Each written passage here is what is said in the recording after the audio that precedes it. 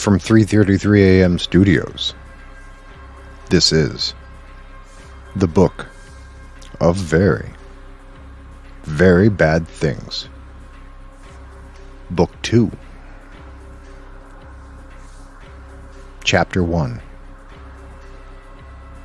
Tim Anderl and Kendra Sheetz in a very spooky episode to ring in the beginning of Samhain. Let's get spooky, everybody.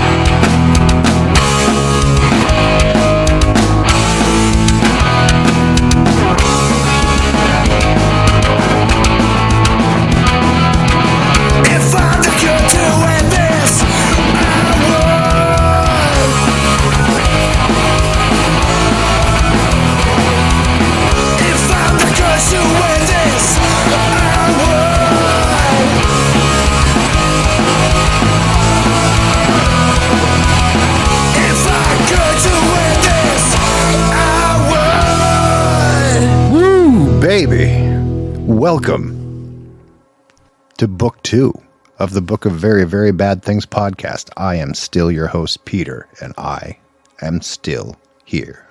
I'm pleased to be back for a second year of doing this little show for you all.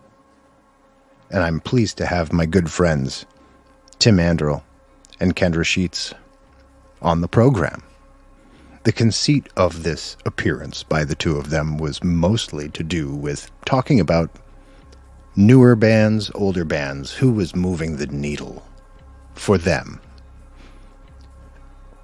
We didn't quite start there. We went somewhere vastly more important. I'll leave it for you to figure out how it all makes sense, but it does, and it's an important topic. I'll just put it right out there. Kendra does a wonderful podcast called Enough that explores the fucked up power dynamics between musicians and their fans, specifically those fans that they find sexually appealing and also feel that they have power over.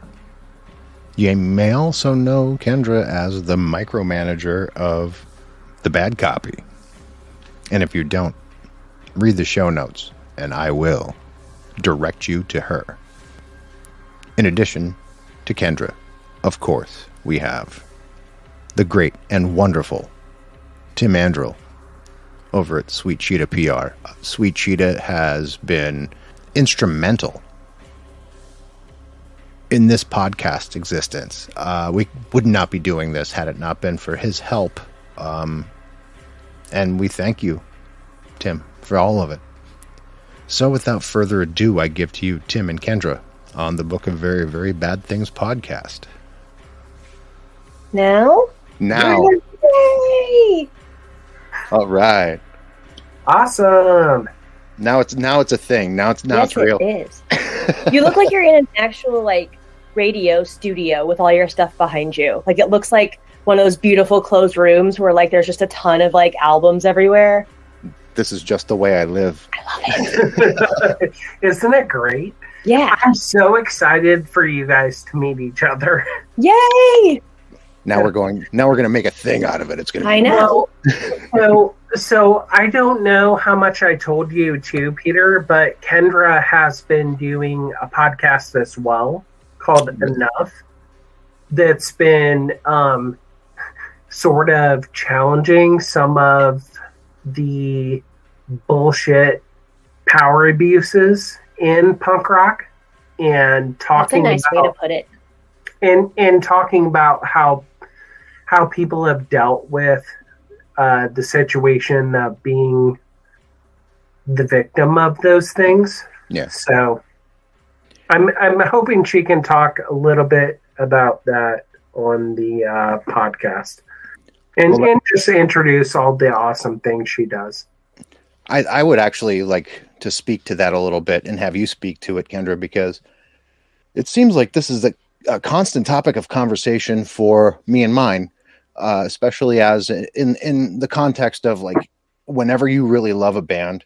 Mm-hmm. Like my all-time favorite band is Neurosis, and then just recently, oh my god, I'm so sorry for your loss. and it's like that's a lifetime band for me. That's like a lifetime band for me, and then poof, gone. And I know the rest of the guys are wonderful people. It's just Scott Kelly is, and the way he tried to get out in front of it felt like bullshit.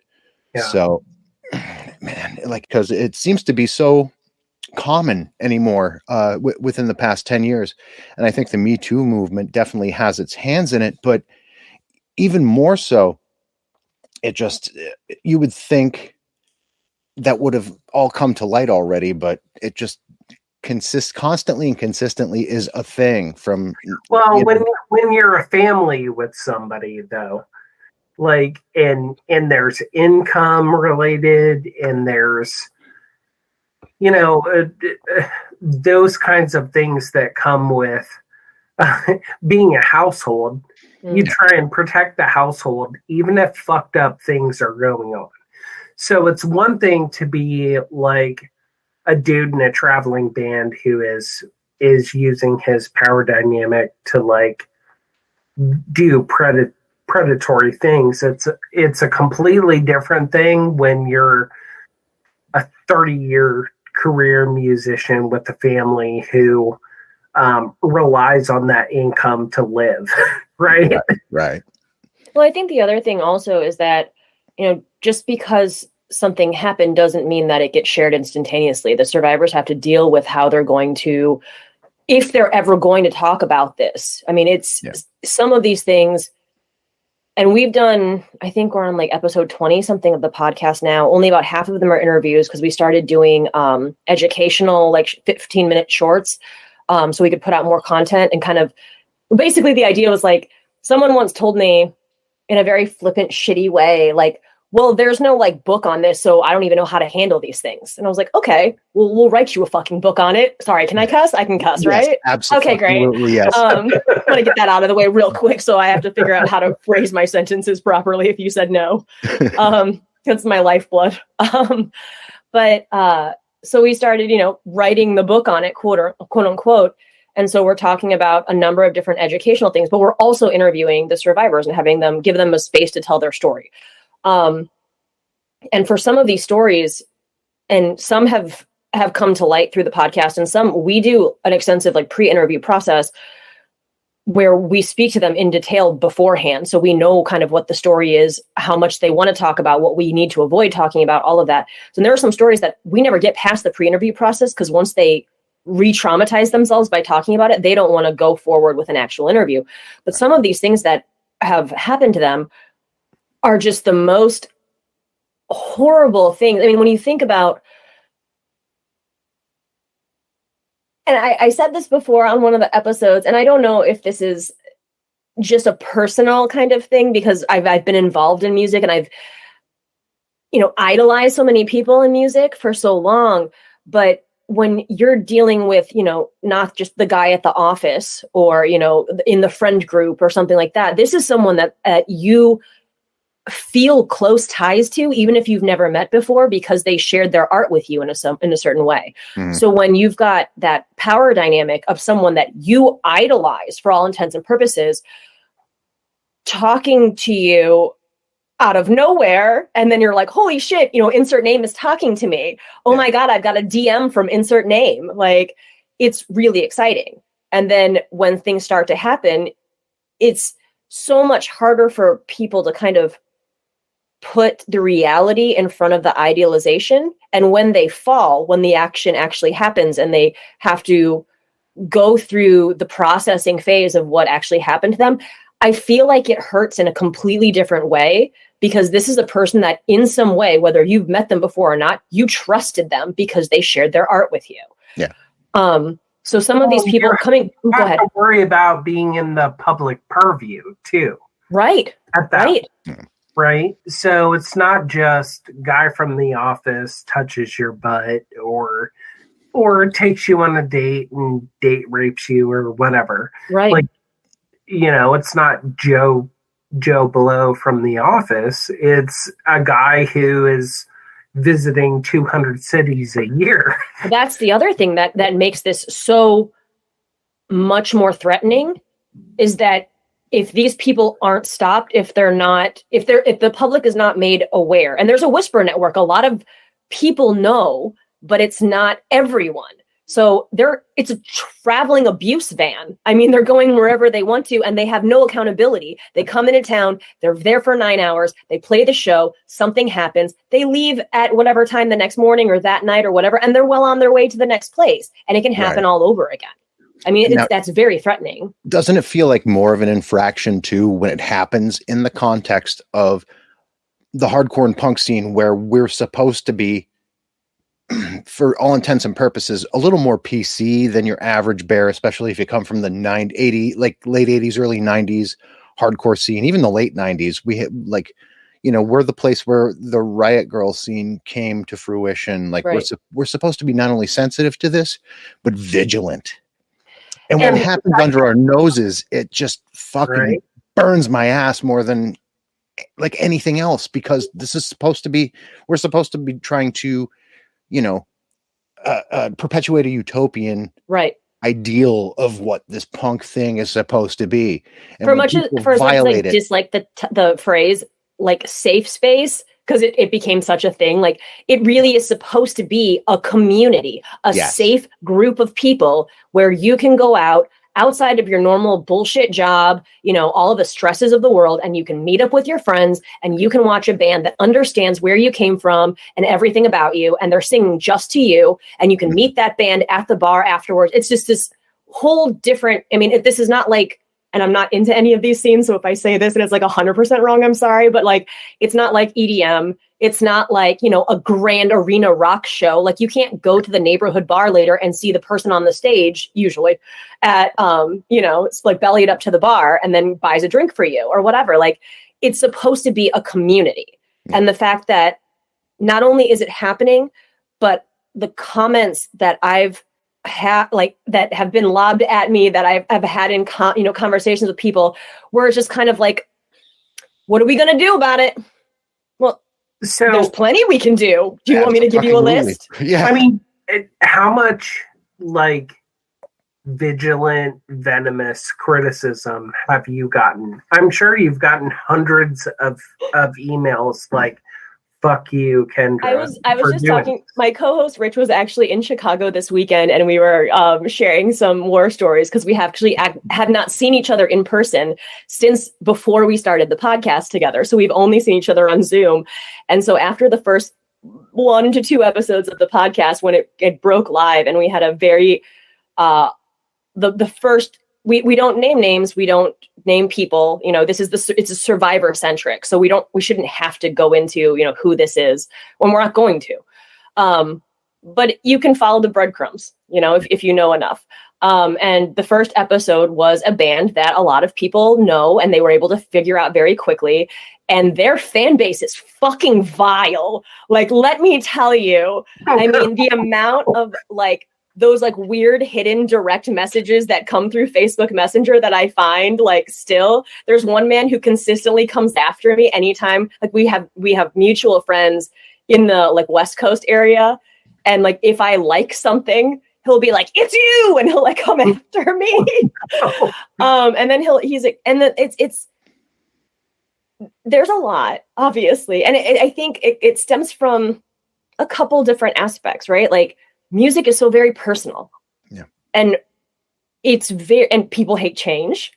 And there's a mental health crisis in the country. I mean, I think we're so horribly intertwined with fuckery right now. Trying to like get out of this is so hard to do. And we talk about this a lot. Like, what do we do to make this better? Because it's not just like a one and done situation. We have to help everyone get to a better place mentally, because hurt people, right? Like as the phrase goes, these people aren't acting this way. These behaviors are not perpetuating solely, organically.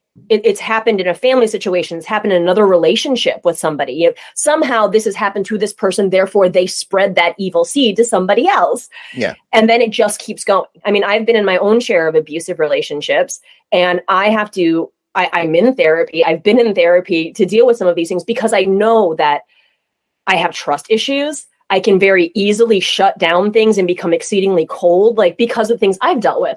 So the mental health aspect is one thing. But dealing with exactly what Tim was saying about the comments and the commentary, there's a lot. And I think it's because you hit a nerve. You're going after someone and they're banned. And that represents, it's a t-shirt, it's a hat, it's a sticker, it's a lifestyle. It's on your Spotify playlist. You stay up, waiting until midnight when, back in the day of CDs where you'd go to the store like at midnight when they would do the overnights. Like I did a few of those in my day. I'm dating myself slightly, but that's fine. I'm older than all y'all, so. Yeah, I know. But it's music, especially this scene, and scene being, 5 or 6 different versions, hardcore punk, pop punk, anything that kind of spreads to this community-based driven, safe space, if you see someone fall down, pick them up kind of shit that we all live in. Yeah. It's so very personal. It's almost like you're insulting their family.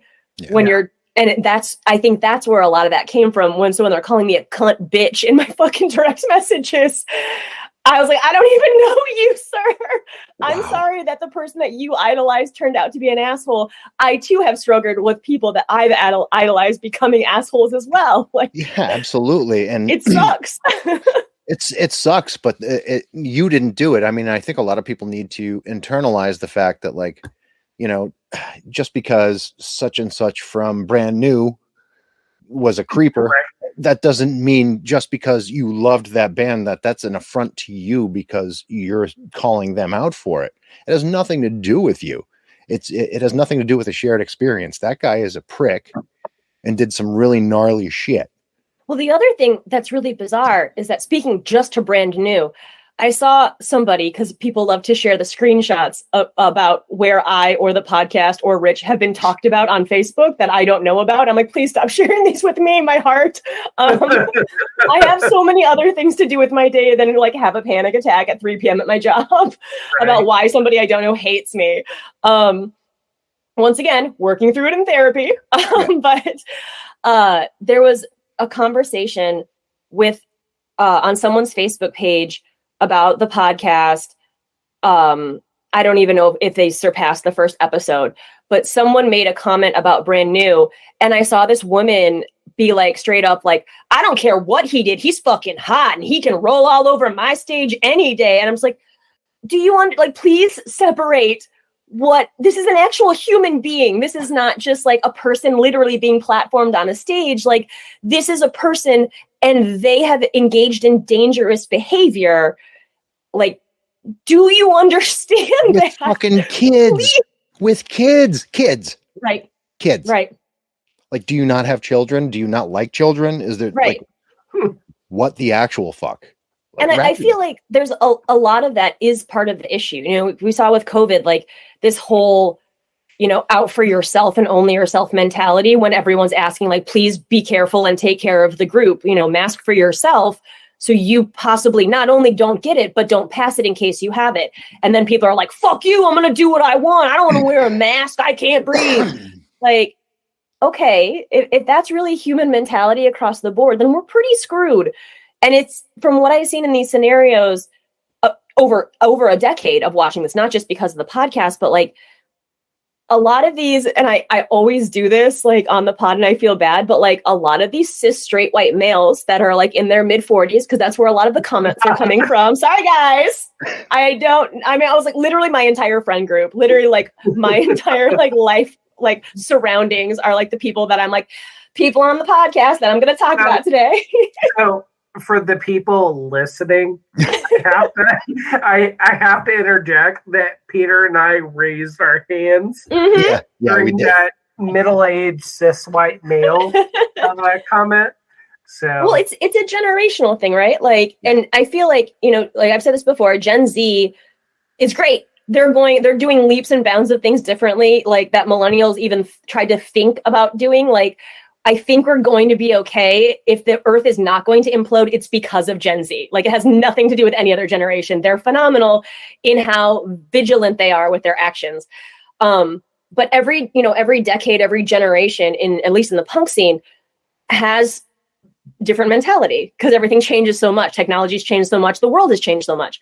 And a lot of these, like, middle-aged straight white men may, back in 2010, be like, fuck you, I'm never going to give up on this band, have a kid, get married, realize what actually like human beings are all about, and they're no longer infallible as straight white men. Tim again raising his hand.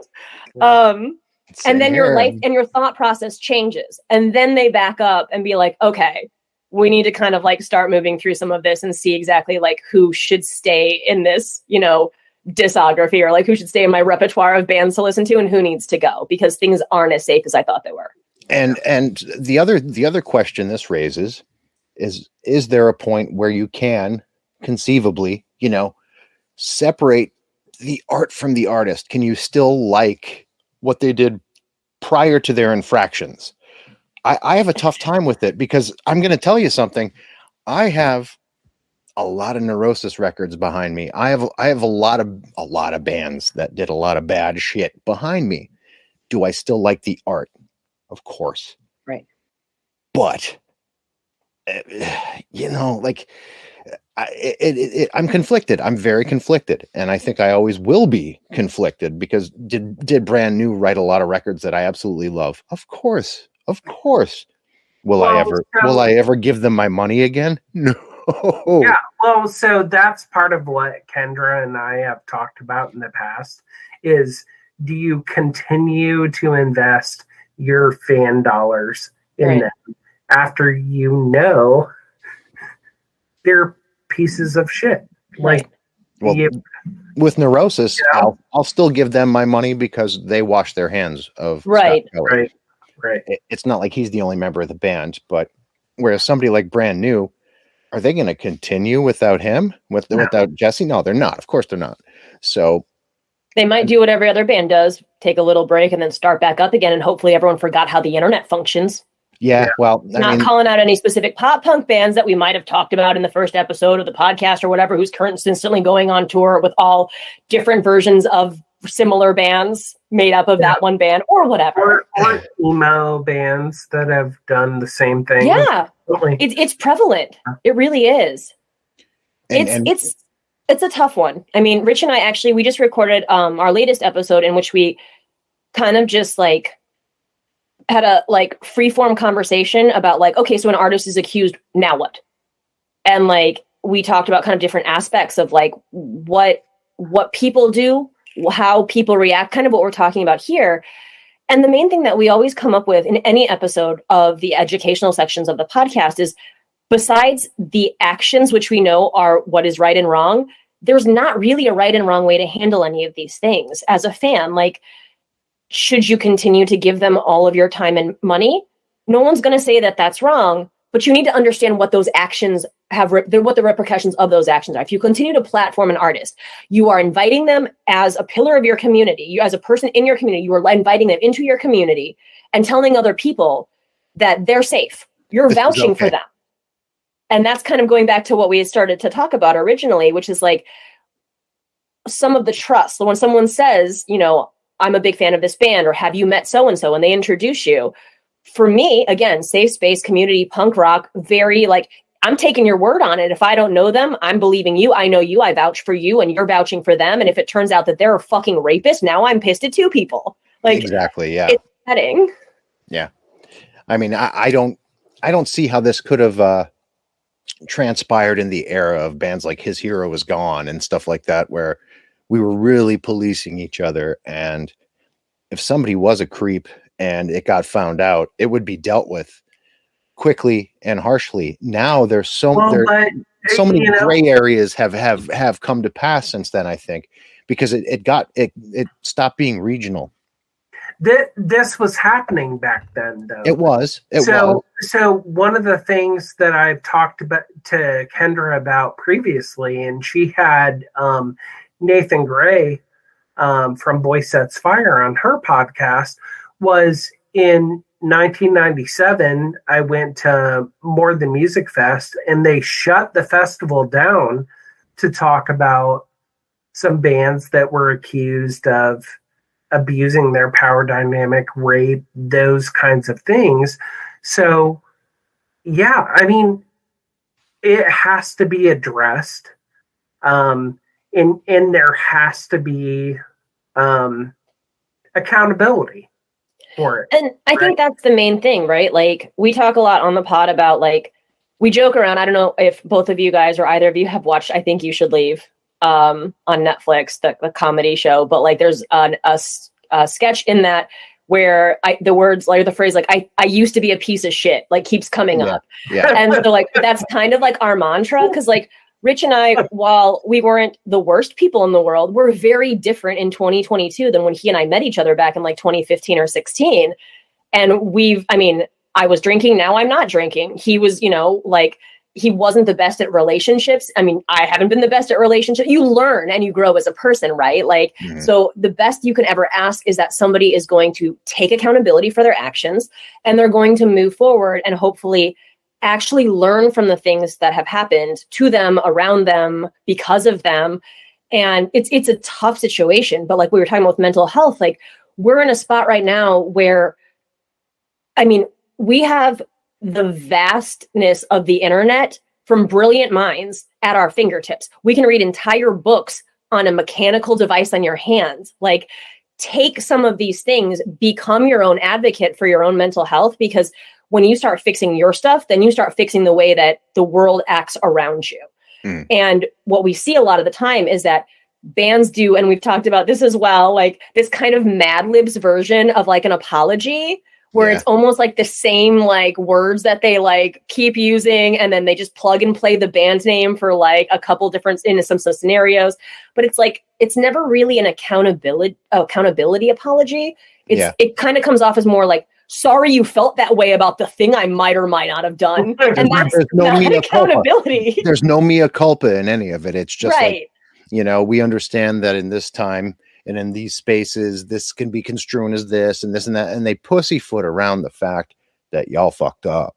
And the other thing they almost always bring up is like, well, the drug problem and the drinking problem. Okay, lots of us have drug and drinking problems. If it's a big fucking problem, like, I've been drinking for a very long time. Rich has drank for a very long time. A number of people I know are heavy drinkers. I know that they don't go around raping people on a regular basis. I was on heroin. I never raped anybody. Exactly. It never happened. It just never happened. So it becomes, it's like a crutch excuse that's mixed in with like a lack of accountability. And again, is there a right way to apologize? I don't think so, but it feels like all of these are kind of like PR grabs that are written by like the same kind of people that give the fans just enough of what they need so they can keep moving forward to the next LP or big tour or whatever. Because all the statements usually come out right before something big's about to happen.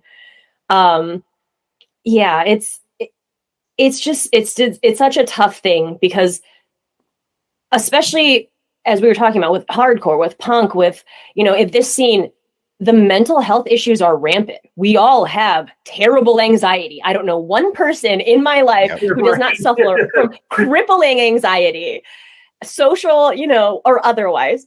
And that's just one aspect. I mean, there's so many other things: ADHD, autism, bipolar disorder, all of this is, see, raising his hand again, Peter. Yeah. And so we have to find a way in the mental health crisis that we're in to consistently coexist as a community while keeping people in the community, including ourselves, safe. And that's, I think, the trickiest aspect, is that it might, like you had originally said, in the past 10 years or so, this seems to be just coming out more and more. Partially, I think it's because of some of the accountability actions that have taken place through Me Too. I think also, when more and more stories come out, survivors feel more empowered. The culture is changing. While we may still get a whole bunch of shitty messages saying that I'm a bitch or whoever is, it's not the same that it was before. People are listening. It may not be 100%, 50%. But people are listening, and it's empowering other people to move forward. Well, and people are growing up too. Yes. So, one of the recent conversations that Peter had was with Dave Neeson from Harriet the Spy, who had gotten together for a reunion. And he was talking about rewriting the lyrics to a particular song, because he was like, back then I was a shithead, and this is all about me being and this is me. I guess recounting it on my own, not what Dave said. Basically, like me being an incel who wasn't getting laid and was mad at women. And in that conversation, Peter was like, "Yeah, I was a shithead too at 20. Absolutely, I was a terrible person too." Yeah, I mean, when you're dealing with punk rock too, you're like, I'm trash, the world is garbage, let's go fuck some shit up. Right. So like that's your mantra from when you're, a wee tween or teen all the way through whatever, 20s plus, and then you hit a certain age and you're like, okay, but like I could also fuck things up in like a more like adult way by doing things in a more like strategic way, because lighting trash can fires really isn't fucking up the government like I thought it was going to. Yeah. And even in the depths of the worst of my depravity, I mean, was I sexually active? Yes. Was I sexually predatory? Fuck no. I had a mother. I had 3 sisters. I had a social consciousness. I mean, so did I have hang-ups? Yes. Was I afraid of women? Of course. As you should be. As I should be. Well, I think one of the go ahead. I also enjoyed women as a young man, and I had a desire to know more about them, so I didn't want to victimize anyone because I wanted to be included Sure. You wanted to meet more of them. I wanted to meet more of them. I wanted to be, a desirable companion, right. Straight up and down. So why would you not want to, show some reciprocity in your relationships with the fairer sex if you're a heterosexual? It just makes sense. Well, I think one of the things that we've seen is people, kind of going from like 0 to 60, where they're like, well, if you're talking about this, like, what's going to stop you from any other thing that, like, I said the wrong thing to a woman one time, is that considered assault? I'm like, no, because we've talked a lot about like consent is very different right now than it was when I was in high school. I did not get taught about what consent was. It was like this, I grew up in the Midwest. I'm not sure exactly where you're from, Peter, but Tim's probably very aware of this. Where like, it's just kind of like. He's Midwestern too. Okay, good. So you're perfect. I was going to say, you have a Midwestern face. But like, it's this kind of like, and again, I don't know. I wasn't raised on the East or West Coast, but like in the Midwest, things are very like, oh, hello there. Hi, how are you? Kind of shit, right? Mm-hmm. And you don't really talk about things the same way that you would maybe, and definitely not now. And so like consent, when we were learning about like sex ed and stuff, was just kind of like, it was never mentioned. It was never defined. It was like known to be this like secret thing that everyone kind of knew, where like if 2 or plus people, depending on how you're doing your thing, are engaged in something and they keep going and no one stops the going, then it's okay. Like no one was really told, hey, you have to ask for this. You should consistently ask for this. And now things are very much more drawn out and we're asking for like much more defined channels of communication. But we get these people, the kind of incel types, like, who are like, well, you know, if you one time texted the wrong thing to a girl, like, are you going to put me on the podcast? Well, no, we're talking about like actual survivors of abuse and rape and assault. And like, I mean, we're not even talking like a dick pic. I mean, I've been sent plenty of unsolicited dick pic in my day. And I'm not like blasting people on the podcast. Things were very different in the early aughts than they are now. Peter is not raising his hand, nor am I. Perfect. Yeah, you didn't see that happen. But, you know, I mean, I think as a hypersexualized society, you're going to see some goofy shit like dick pics flying around in the age of. But you know, there is a line to be drawn. I never understood the conceit that showing your engorged member to a woman you barely know as a come on. I've never seen that work. I've never seen that work. Never. I've never seen it. But also, I think it's from the same genetic strain of male who thinks that yelling out of a car window at a woman walking to the grocery store wearing like yoga pants and an oversized shirt, being like, "Oh yeah, baby!" Like, you think I'm gonna drop my shopping bag and just start sprinting after your car, be like, "Give me that dick!" Like, that's not going to happen. But I feel like that's the mentality of the dick pic people. What if she sees this? Yeah, right. And it's like all ghostly and scary looking and like all blown out and pixelated because it was from your sidekick phone. Like, nobody wants to see that. So one thing that Peter and I have in common is that we have male children who are 6 and under. So I think, and I don't want to speak for you, Peter, but you know, one of the things that I deal with constantly is, how do I teach my son about consent? How do I teach him to understand that every other human being is just as important as he is?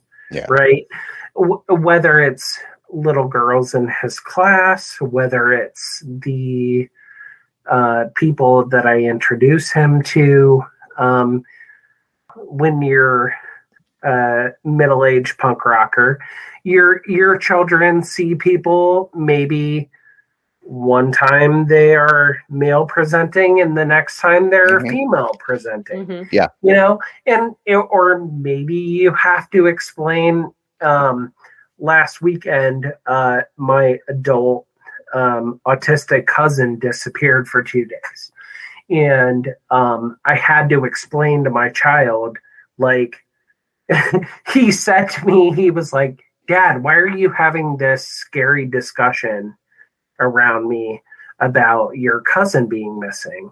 And I had to explain to him that, you know, my adult cousin had a disability, an intellectual disability, and couldn't communicate like normal adult people that he knows do.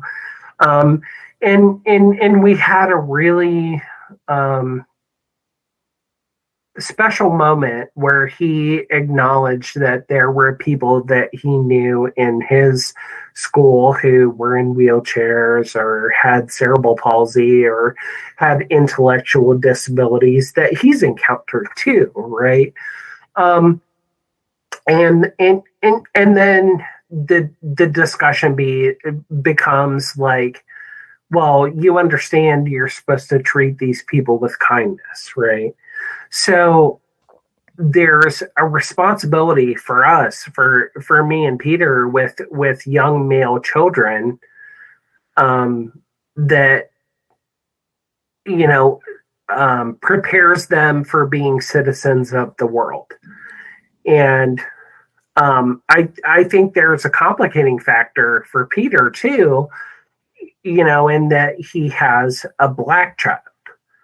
And he has to prepare his child for not only, all of the things that I have to prepare my child for, but also for racism. Yeah. And we're still sadly surrounded by it, unfortunately, where I live in Pennsylvania. But, I think a lot of it, Tim, starts with show him he has agency over his own body. And I think it starts there. And, to your point, I mean, like you had no one ever taught you about consent, right? I think it starts with showing a small child, you have agency over your own body. Is this okay? I'm changing you right now. When he was like 6 months old, no, I'm not going to ask him if it's okay if I change his diaper. But now it's like he's being in the midst of potty training and everything like that. He's in pull-ups. Is it okay if I do this? I'm going to clean you up now. And he just laughs and he's like, yeah, dude, we'll do whatever, man. But, but it's starting them on that path really early. And it's so important because I don't, again, I don't know your family situations or anything, but like we definitely had the like get on the lap of the uncle kind of thing where or like kiss a parent or a family member. Not my parents, really, we didn't do that, but like other people I know, like kiss on the lips. And I always thought, I'm like, I'm not from a lip kissing family. And so when I see that, I'm like, that's the thing that this family does. To me, that's what boys, or at the time, boys and girls do. Now it's whoever wants to give it, whatever. I was like 10, so I didn't know. But like, it's so important to start that so early. And I think one of the, like what I had said about Gen Z, about the next generations, I think we're going to be fine down the line because these conversations are taking place now. Because when people talk about like, well, what did the Me Too movement even do? It turns out that there were like 3 women who had lied about things in the first place. So they just discredited the entire movement. Well, no, because we're having these conversations with kids.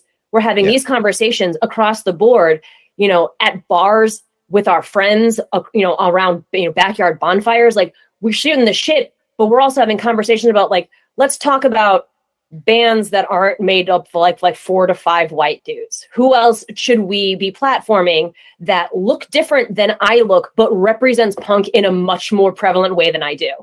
Like, let's figure that out. That's much more important to me right now than some of the stuff that I used to talk about just dicking around with my friends. And that's why I think, like you were saying, talking to your kids about this, it's just, these conversations didn't take place in my generation, not through anything that I have heard about anyway. And the communication lines are just so much deeper and so much more open now. And the information that needs to be communicated is so much more vast. But starting them young, it's easier. You're not having to have these conversations with a 12 or 13-year-old where they're already kind of set in a certain path and they have to go back and reroute some of the lines. Yeah. Yeah, because it just, at that point, it's already kind of ingrained who they are at that point. That's who they're going to be. Right. They're going to take in information that's going to guide them this way or that. But if there's a solid root, that's majorly important. That's of the utmost importance. And, you bringing up the whole family who kisses on the lips thing. I'm from that weird family where my You're dad a lip kisser family. Yeah, we're Polish. We're deeply Polish on one side, deeply Irish on the other, and we're just lip kissers. It's terrible. I know. My son kisses me on the lips, and that's totally okay as long as your family's. I know it is. Yeah, and that's what we're about. But yeah. I understand to the rest of the world that's real freaky. It doesn't have to be, but like, I was talking about it more so in the way of like growing up and being like put on the lap of like the male, like third cousin. And told to kiss them, right? Yeah. Oh, yeah. And then they're like, come here, let me give you a kiss. And you're like my dad's 15th removed cousin. I don't know you. Like, we're at the lake house. I'm scared. Like, and then you just kind of were just like, I don't really know about that. And there's a lot of people I know have stories like that. I'm an only child and my family hated all of their family. So it was just the 3 of us. So I was like sheltered from all of that additional family shit. So it's all like secondhand to me or things I've witnessed over time. Can I share an anecdote that might lend some levity? Of course. As long as Peter's okay with it. Conversation. So a female friend of mine has the most hilarious kid. And so he decided he loved Michael Jackson. And he was going to learn all of the dance moves from the Thriller video, right? So as like, a kindergartner, she brought him over to my house and was like, show Tim that all the choreography to the Thriller video. And it was amazing. But being the smart child that he was, he was in the car with his dad one day and asked his dad, was Michael Jackson a good guy? And his dad had to be like, well, some people thought he was a kid toucher, and had to explain stranger danger and the whole dynamic of Michael Jackson to his then kindergarten or first grader. So a couple weeks later, my friend took her son to get his regular school physical. And the doctor has to do on male children the hernia test or check. Left and cough. Yep. And so the mom said, listen, I'm here. I know you know about stranger danger. This isn't that. It's going to be okay. This is a medical procedure that can take place. And it's completely cool. And he sat back kind of stoic for a minute, and he thought about it, and he said, all right, I'll let her touch my wiener, but she's not touching my butthole.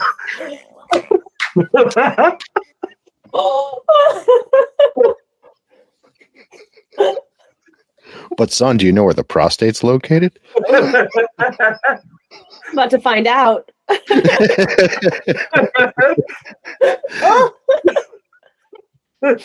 Oh man, that brings back really unpleasant memories of elementary school. That's the thing too. I know you guys are more Midwestern than me, because I'm kind of like, I'm somewhere between the Midwest and the East Coast. I'm only 2 hours from New York City. I'm only 2 hours from Philly. But we're still kind of considered, Pennsylvania is kind of considered the Midwest. So we're an amalgamation of both. But in the 80s, growing up, we had the satanic panic thing and, the stranger danger thing. And that coupled with the fact that about like 20 minutes north of where my home was, there was a really, really gnarly double child murder done by a pedophile. So we were pulled in. We couldn't even go to recess in elementary school. So there was this added level of, just vigilance in my youth that it wasn't just like an after school special kind of thing. We were like on guard all the time. And that extra layer of paranoia, I think, feeds into all of this for me as a parent too. It wasn't a very special episode of Different Strokes or Punky Brooks. And I do remember all of those. I even remember this. Yeah, well, that's where I learned about stranger danger, not getting into a discarded refrigerator. Yeah, right. Punky. I always thought Punky Brewster's dad was weird too. That lived in your apartment complex take pictures of you in your underwear. Like, the 80s did some things right, and that was part of it, was introducing these challenging subjects to a mass market. Oh yeah. But they did it in their very 80s way, which was like fueled with bad ideas and cocaine. So they're like, let's talk about stranger danger. And in this very like push you in the face kind of way, but also mixed with family values. So it has this, like the 80s feel a certain way inside my body, music and show wise. And like, it also feels, when I think about them, like it's rimmed with cocaine. Yeah, definitely. I think Punky Brewster just in the entire idea of it is rimmed in cocaine, like this weird old erudite guy. Punky, come, Punky, live with me. It just doesn't seem like it would happen. I'm sorry. But also, like, I'm a big horror movie fan, and so I'm that Orphan really too. You're okay. thinking about the Orphan, the First Blood, and Punky Brewster in the scene. I already know what you're gonna say, Kendra. Yeah. Which is like in general, I'll watch something 80s, even early 90s, and like I think did I see something that they were? I don't remember what movie they're about to redo. Whatever it is, I blocked it out because I'm pissed. But anything that was done in the 80s that was like claymation, puppetry, fucking like weird hand puppets. I mean, Howard the Duck. What? That's not horror, but like, what the fuck is Howard the Duck? That is the weirdest premise for a movie. That's a Marvel comic that I know. Guardians of the Galaxy are intertwined with. I know, but like, that's a movie. That's a movie they decided to make into a movie. A woman has sex with a duck. In that movie. What there was that? Duck nudity in that movie. Yeah, Play Duck. Yeah. I remember. You paused it on that scene on the VHS. Yeah, and then you put your phone up to and you take a photo and you send it to someone as a duck pic. A duck pic. But 80s in general, you wouldn't get those crazy ass ideas if you weren't fueled with amphetamines. I mean, there's no way. And now the movies are like so easy. It's CGI. Like the scripts are kind of like, meh, I've kind of heard half of it before already. But like 80s, I mean, there's nothing like it. Those ideas truly stand on their own. I could just picture these people like gathered together at these like power meetings in these studios, and they're all ripped out of their skulls. Yeah. And I mean, I know my way around cocaine, and I understand cocaine logic very well. And I can tell you in all honesty, in between talking about how they're going to buy a yacht and like all this other ridiculousness that they got into, they were like, I got an idea for a movie. This guy's mother, right? She has a kid, right? And he's all like, he's deformed, but he's dead, but he lives in the lake. He lives in the lake, and then he's possessing the mother, and she's stabbing these people, and then he dies, but then he comes back and he's got a hockey mask. Like it rambles. And then one guy comes in, he's like, and there's like 14 new gremlins, and one of them's a chick, and then the other one's got crazy eyes, and they're like, dude, blockbuster hit. Like, yeah. Oh yeah, God, fueled by cocaine. I love it. I almost but classics through and through. It almost makes me miss cocaine. Almost. Now fentanyl is so prevalent that like it's keeping me on the straight and narrow. Even if I wanted to diverge ever, I'm like, I'm just scared I'm gonna die from fentanyl. If I walk outside, I'm scared someone's gonna like give me fentanyl just by existing. So like I live in fear at this point. Just a blatant fear. What's really frightening is there is an epidemic of people who not only choose fentanyl, I know, but seek fentanyl, and there are fentanyl test kits now. Yeah, they had them at Riot Fest, of course, and I can tell you with a great degree of certainty that if those test kits weren't around at Riot Fest, there'd have been a lot of dead kids at Riot Fest. Yeah.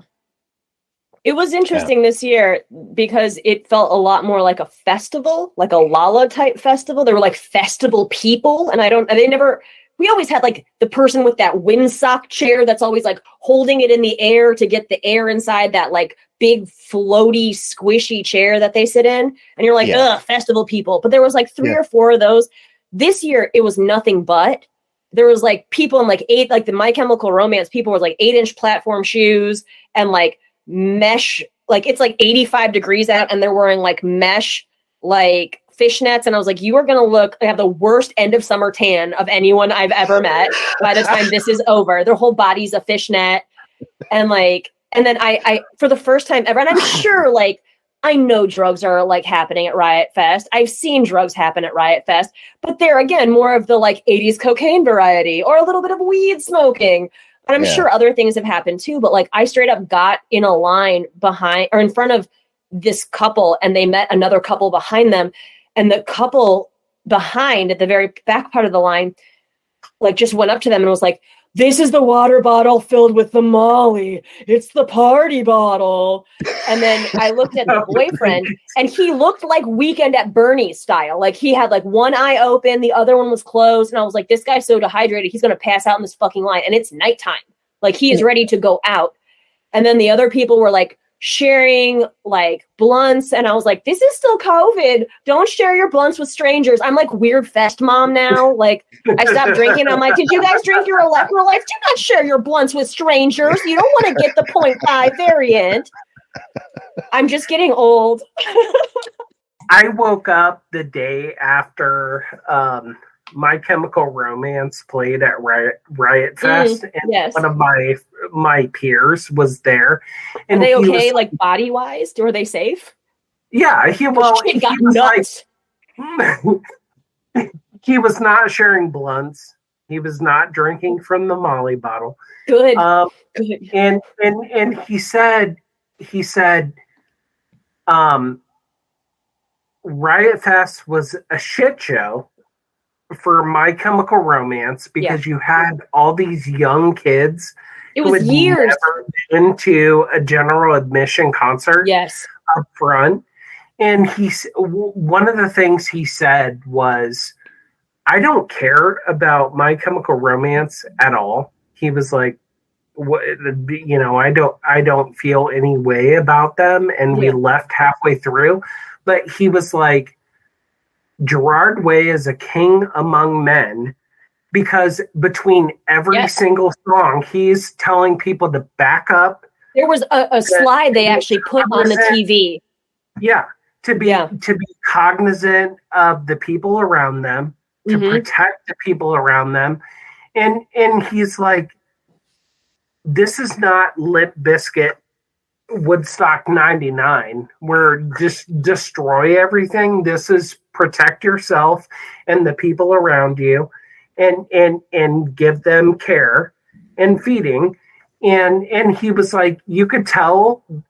This was the line that made me laugh so hard. He was like, you could tell Gerard Way was hugged enough as a child.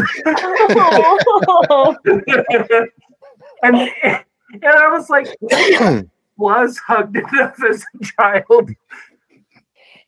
It was very nice that they did that, because I was off on the side watching it because we were doing coverage for Bad Copy.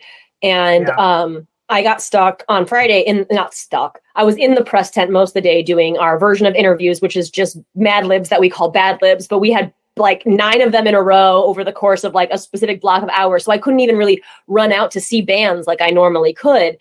And so when I was finally free of my press duties for the day, for that aspect anyway, I was like, I have to see every band I possibly can so I can include something in my write-up for the day. And I saw Trio, and then right after Trio on the stage right next to it was My Chemical Romance. So I was able to kind of move over enough where I could see them teeny tiny on the stage, but I could see them very big on the screen, which was nice. And I'm not a huge fan, but I fanned on like similar bands. Like, I loved AFI. Like, that was like my shit. I toured around. I slept outside in Arizona like overnight to get in like first in a venue. Like, I was an AFI fucking fan. And I know, and like, I like the Used, not to that extent, but I know that like the Used and My Chem had their like weird little bromance for a while. But like, I've always liked My Chem. I know all the radio songs, but I was never like one of those fans. So I was excited to see them. But like, watching the crowd, it didn't look super treacherous, but like, when I used to go see AFI, like, I would be up on the barricade, and with people pushing behind me, I would think I would go like, and like put air in so my ribs wouldn't snap. And then when they pushed back, I'd breathe out, breathe back in, and then try and sing along to like whatever song Davey was about to sing. Like, so the My Chem fans are not like normal. I got you on that. Peter, I know you're an AFI fan because I still got you laughing. The My Chem fans are not like normal. I'm gonna fucking die. My girlfriend and I went and saw them in Columbus. Just recently on this last run they did? Actually in Cincinnati. Recently in the last 2 months. Yeah. And 90% of the crowd is in full on black parade, like garb. Like they are in heavy, like marching band outfits, and they are not like wearing the t-shirt that's adjacent to the band they're about to see. The band's They're t-shirt. wearing the My Chemical Romance t-shirt and the army jackets with the My Chemical Romance on the back. Like, so I feel like the kids that were in the front at Riot Fest were not prepared to be in and they were young and too. not prepared to be in the sun all day either. Yeah. You know? Yeah, for sure. But they did, the whole band handled it like pros. The set was really good. They sounded amazing. And I was talking to someone else about it, and they were like, dude, Friday Riot Fest was a shit show. And I've done press, not just for Bad Copy in all of its like existence, but for sites before that, when I was like working at a site. I've worked Riot Fest doing coverage for years now. And I've never had an issue getting out of that festival if I waited my time or tried to get it out early, like during the headliner. On Friday night, it took almost us an hour to get out of the festival. And we had like held back all my press crew people of like a bunch of us in the press tent from different outlets, hang out together, wait for shit to die down. And then we tried to head out and we were stuck. Like we could not get out of the festival. There were so many people. And someone made the comment that they were like, Riot Fest Friday was almost like people watched that Woodstock documentary and they were like, game on, fuckers. Like, let's see what we can do. But it wasn't on military tarmac in Rome, New York. No. In the middle of summer, you know. No, and I can tell you in all honesty, I skipped Woodstock 99. I'd been to the first reissue of Woodstock that was like, what, 95? 94, yeah. I was still a teenager, and we gate crashed, and that was a great time. Green Day was amazing. I got to see 9 Inch Nails for the umpteenth time, and that was great. But you know, that was a lot. It was a lot different. Yeah. You know, from a festival standpoint, I've been to all sort, and you know, that's still, even though it was, you know, like pop oriented, it was still a lot like the first Lollapalooza. Yeah. It was still like all that kind of thing. Once you get to 99, you involve like the Limp Bizkits and Kid Rocks of it all. It's no wonder it devolved into what it had. Right. It was inhabited by jocks and assholes. Well, and I suspect that's what's happening with Riot Fest. Well, at the time in 97, I was working at Alternative Press, and they were trying to figure out how to gain market share over Spin magazine, which was still newsstand at that point. And so they're like, are we going to put porn on the cover? Are we going to put it? So, you know, pushing that rap rock into sort of the alternative space to gain market share was part of the conversation at that point. Yeah. And I think that's got to be really hard, not just for, you know, Woodstock, for that decade, but just, I mean, with Riot Fest in general, they've always been really kind to me, to the website, to everything I've done. You know, I'm lucky to be able to cover it, to cover their shows that they do in Chicago throughout the year. You know, they have Riot Fest Present shows where they do them at like smaller venues, you know, 3 to 5 bands, depending. They've always been phenomenal, but I think it's got to be really hard. And they've really kind of, they've taken on this like idea of like Riot Fest sucks, and no, we didn't book the band you wanted at the time you wanted, and whatever, like, fuck you. Like, because so many comments were just that. We're like, why didn't you get Naked Raygun this year, you fucking sellouts? And people are like really venomous whenever you don't do exactly what they want you to do about something. And so you have to take this thing that you've created that, like, I mean, Riot Fest, Bad Copy, you know, probably like your PR, like it started organically, you know, it started kind of because of things that you've done, because of interests you had. And all of a sudden you are sitting here with this creative endeavor that you created, like looking at it and being like, how do I make this bigger, but also keep my values on it? how do I, kind of like with alt press, right? How do you want to be as big as possible? You want to be able to pay your writers to be able to keep a roof going over your head. But do you really want corn on your fucking like cover for alt press? Like Spin could put it on there. That could fly.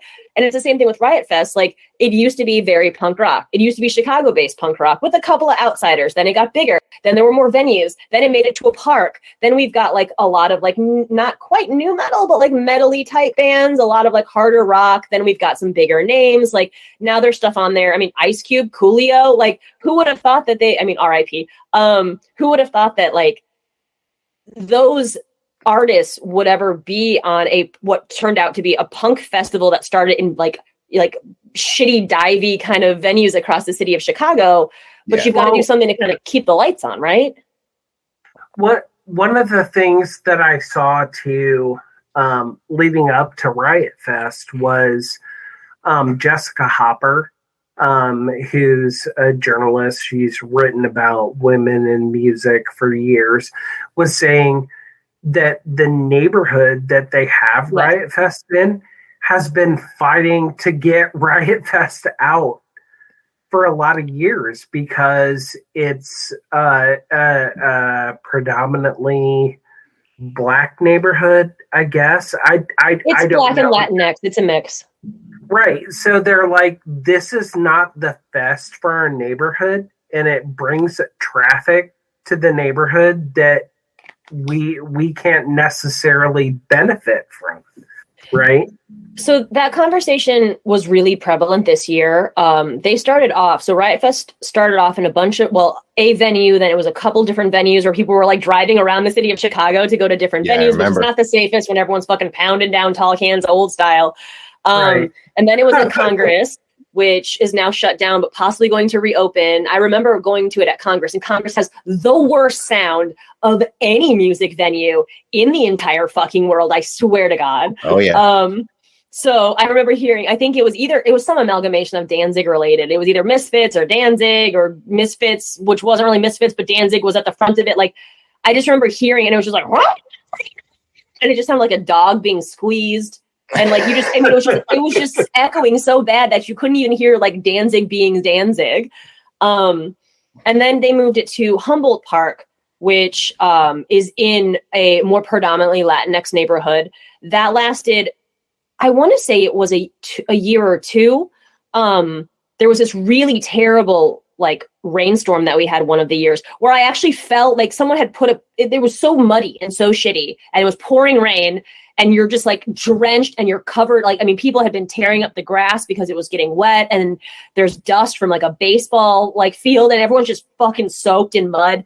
And I remember I was walking, and someone put down like a piece of like a board, and it had moved. And I kind of like stepped on the board, and it was like a big board, like a 4x6 or something. I stepped on like the corner of it, kind of slipped, and what it was covering was a giant hole, and my leg went into the hole almost up to my mid-thigh. And my friend had to pull me out of the hole, and I was like doing this with my foot to try and keep my shoe on as it stuck in the mud so I didn't lose my shoe in this mud hole.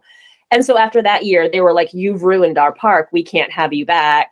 And then they moved it over to Douglas. And from what was said originally, all the news that had came out, and who knows, is it like a chicken or the egg kind of thing? Like, was this the tone and no one was reporting it and they just reported it this year? Or was it something where this was okay at first and then it's kind of soured with multiple years seeing the same behavior? But the neighborhood seemed okay with it at first. And they did a lot of stories about how people were actually excited to bring that much traffic to the neighborhood because there are a lot of underutilized or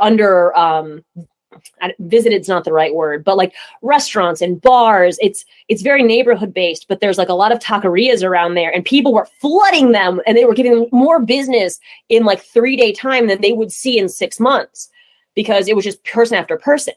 But like Riot Fest moved into Douglas Park, and then 2 other festivals over the last 2 or 3 years have moved into that park as well. So they're now without being able to utilize a large chunk of their park, which includes a soccer field, for a good third plus of the summer, which really isn't fair. But I also think that Riot Fest is a little bit getting the shit end of the stick. And it's not because I'm trying to defend a festival of people that I love and care about, because they were there first. It's these other festivals that came in after, and no one's talking as much shit on them for coming in and taking, you know, the before and the after, and like Riot Fest is stuck in the middle, but it's the same group. It's a huge amount of money, you know, coming with this large group of people to the neighborhood, and people are in the neighborhood are tired. But I know Riot Fest, they offer tickets and they offer jobs. I mean, it's short term. So people were commenting on saying, like, you're not offering long-term employment with Riot Fest as the company. You're giving them like a security job for 3 days.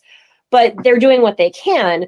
But it is something where it looks like it, unless some sort of deal gets kind of discussed, they might have to move it somewhere else. I don't know that it would fit well downtown where like Lala is. So they'd probably have to find another large-scale park. But we'll see. I mean, it's kind of up in the air. There was a lot of like, I unfortunately followed the Riot Fest Facebook group, and people post in that thing like every 20 seconds, especially before, during, and after. And someone had made some sort of like, you know, Reddit like discovery style link where like in previous years they said like Riot Fest would post a overall like aerial photo of the festival from like the Ferris wheel or something with all the different stages, and you could see, you know, like lights in the background, and it would say, thank you for another wonderful year, we'll see you September, and it'll give you the 3 next dates, you know, 12, 13, 14 of 20 whatever. And they didn't do that this year. They said, thank you, we'll see you soon. And everyone's like, what's happening? What does it mean? And I was like, I think it just means that somebody was fucking tired and didn't put the the photo together the way you wanted them to. I'm pretty sure they'll be back next year. We just don't know where it's going to be yet. It'll be fine. They're big enough. If they got 9-inch nails money, they're going to be back in 2023. Don't worry. Oh, yeah. They'll be just fine. Yeah, they'll be fine. But I think there's something to be said about the whole Chicago thing, though, because they're like, people are so adamant about. You be careful with what you're about to say about Chicago, Peter. I'll drive out there. There's my longest standing relationship right now. You've been nice to Chicago. There's a sound there, but there's just a a reverence for the bands that come from there, be it Alkaline Trio, be it, you know, the holy duo for me of Peg Boy, Naked Ray Gun. Like they're a big part of the zeitgeist of my life. And I guess like I don't want to shit on Riot Fest for not, I guess, sticking to the Chicago thing, because it's not tenable. Those bands are still there. They come in every few years.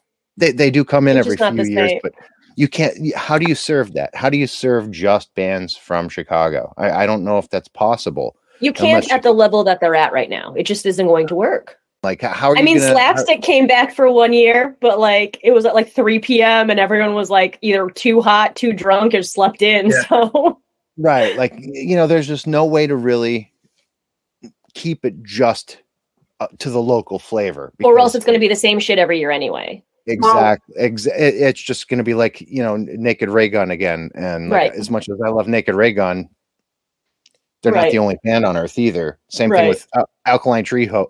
Alkaline Trio, I adore. I love everything they've ever done. There's never been a miss, in my opinion. I don't want to see them every 6 weeks. We're going to have a conversation, a side conversation about the last few albums, Peter. I need to come to Jesus with you. I like them. I'm sorry. I like them. Alkaline Trio played in Ohio a couple days after Riot Fest. Yes.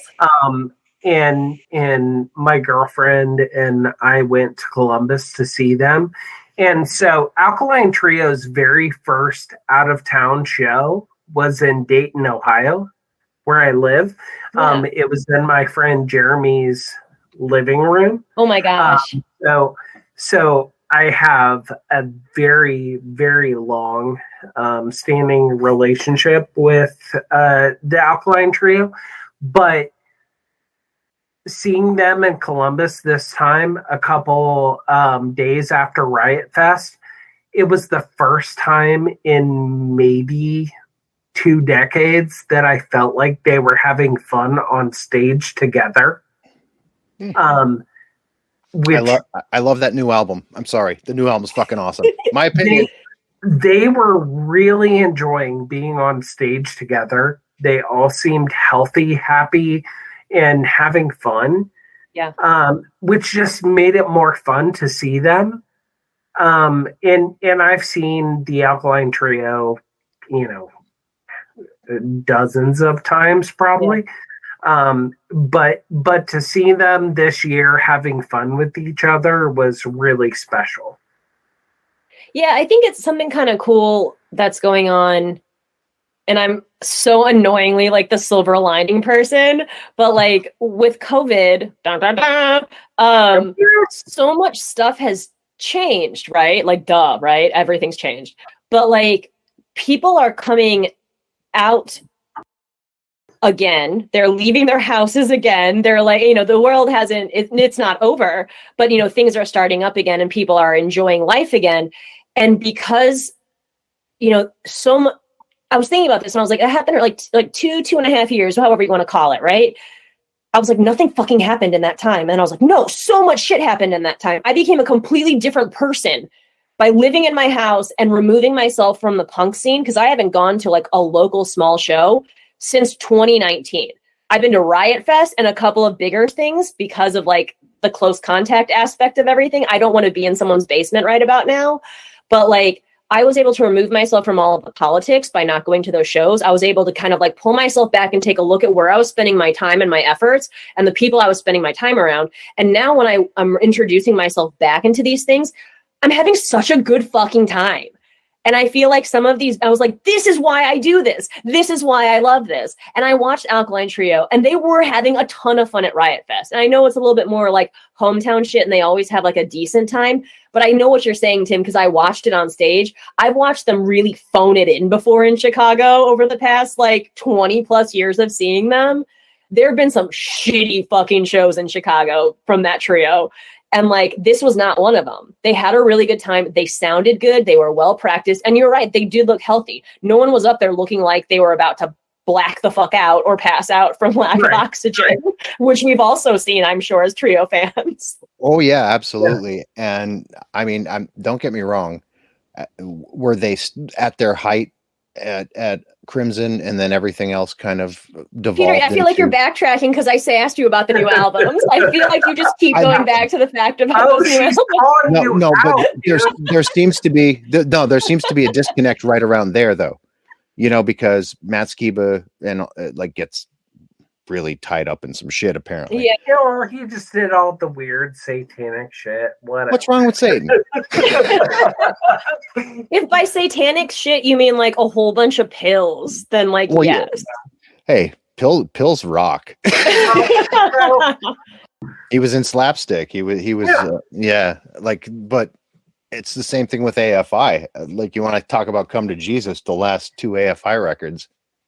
I feel like you're personally attacking me, Peter, because I said something about the Alkaline Trio album. We're talking about 2 bands that I love ridiculously. Okay, that last AFI record, I haven't touched it. I gave it a once through and I put it back, and it's.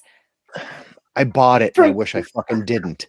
Oh, that's why you gotta legally download your shit, man. You gotta suss it out before you buy. I can't do that. I can't do that to a punk band. I could do it to other bands, no problem. They're not punk anymore. They came from it. That's true. So that's true. There's that part of me that's still like a religious zealot. Like, okay, yes, you came from us, so I'm going to support you no matter what happens. And no matter what happens. Well, no matter what happens, north of like being a fuck nut, like doing terrible things to people. But like musically speaking, musical infractions are just musical infractions. Human infractions is a completely different animal. Yeah. So like just making bad art, you could forgive that. Well, bad is an opinion. It's subjective. They're not. I feel like the thing with AFI is like they've been like 3 or 4 different bands. No matter how many like of the same members they have, I mean, they still have the core 4, not core 4 now, like they were not the original, but the long-standing core 4, Hunter, Jade, Davey, and Adam. There we go, bringing it back. And look at her just pulling it out. Do we want to talk about their tour setup? Do we want to talk about their what was it, like 2006 touring schedule? Because I might be able to bring that up too. Someone's a member of the Despair faction. Yes, maybe one of the first members with the big box that came in the mail with the T-shirt and the card. Anyway, I feel like Trio for me has always been Alkaline Trio, the band. And like, even though they added like additional guitars and they like had an extra person play with them, it was still Trio, the band. And for AFI, despite lineup changes, I feel like there was like Gilman Street AFI, there was like Art of Drowning AFI, and then there's whatever's happening now AFI, which almost has merged with Black Audio to become some sort of more like core dancey kind of thing, which really isn't my shit, but like I'm not gonna not listen to it. And the lyrics have changed, like maybe because I'm not like an angsty teenager writing their lyrics on like my notebook for school anymore. But I used to dream in AFI lyrics. Like they understood what it was like to be a 15-year-old girl, and I don't know how. And like, through our bleeding, we are one. I mean, right? I mean, that's the community aspect that we were talking about. And then when you go to one of those shows and they're like, you see like one of their tour people like come on stage to test microphones, and everyone's like, "What?" Yeah. They start screaming and everyone's going, through our bleeding, we are one. And you've got a fucking like medium to large scale venue, like, and the floor shaking from everyone saying the same like 6 words over and over. Like there's just something about that where you're like, this is a spiritual experience for me right now. And I think I peed a little bit. Like you just can't help it. They're not putting out that kind of like awe-inspiring music anymore, but they're also older dudes. They're making the music they think they're gonna make. I mean, they seem, from what I've read, because I just don't vibe with this same way anymore, like, but they seem happy with their output. It's not like they're putting out a shit album being like, oh, it's time to put out a release and just being like, I guess I'll make some money. I feel like they're trying, but they're just different people. They've grown up a little bit. They're not, Davey blacked out his Nightmare Before Christmas sleeve. Like, things have changed. Sure. And you can't fault a band for that. But I will fault Alkaline Trio for those last 2 albums. I love their new album. We're going to have to take a side. We're going to do a sidebar on this one day. we could, because there are 3 songs on that new record that just resonate with me as an old man and made me realize that, it doesn't have to be the same thing that it was when, God Damn It came out. It doesn't have to be the same thing, but it's still the same band. Are they dance songs or Matt songs or both? They're dance songs.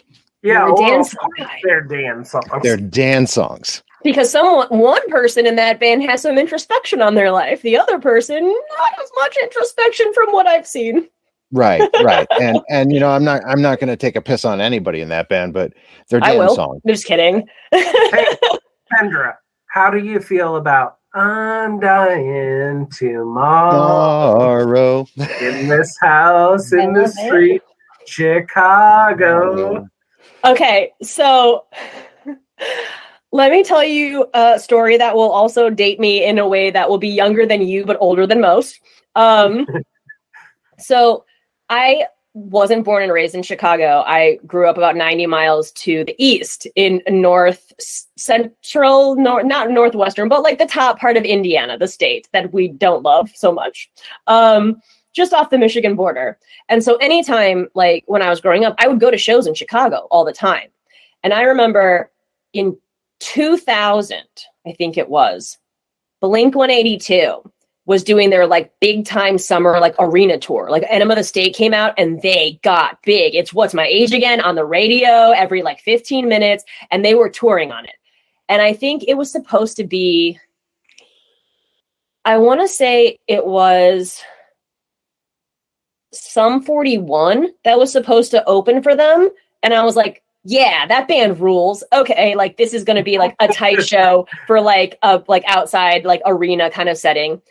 And last minute, Sum 41 couldn't make it. So guess who opened the Blink-182 show in 2000 with that album just have come out and played all the songs off of that album? And I was like, and can you imagine like Alkaline Trio never have playing probably something of that size before. Their band looks so small with how like close they were together because they're used to playing this big and their stage is now this big and they're still like sized for this big. They don't have the drums all the way in the back and the bass all the way to the left. Like they're all kind of cored up in the center.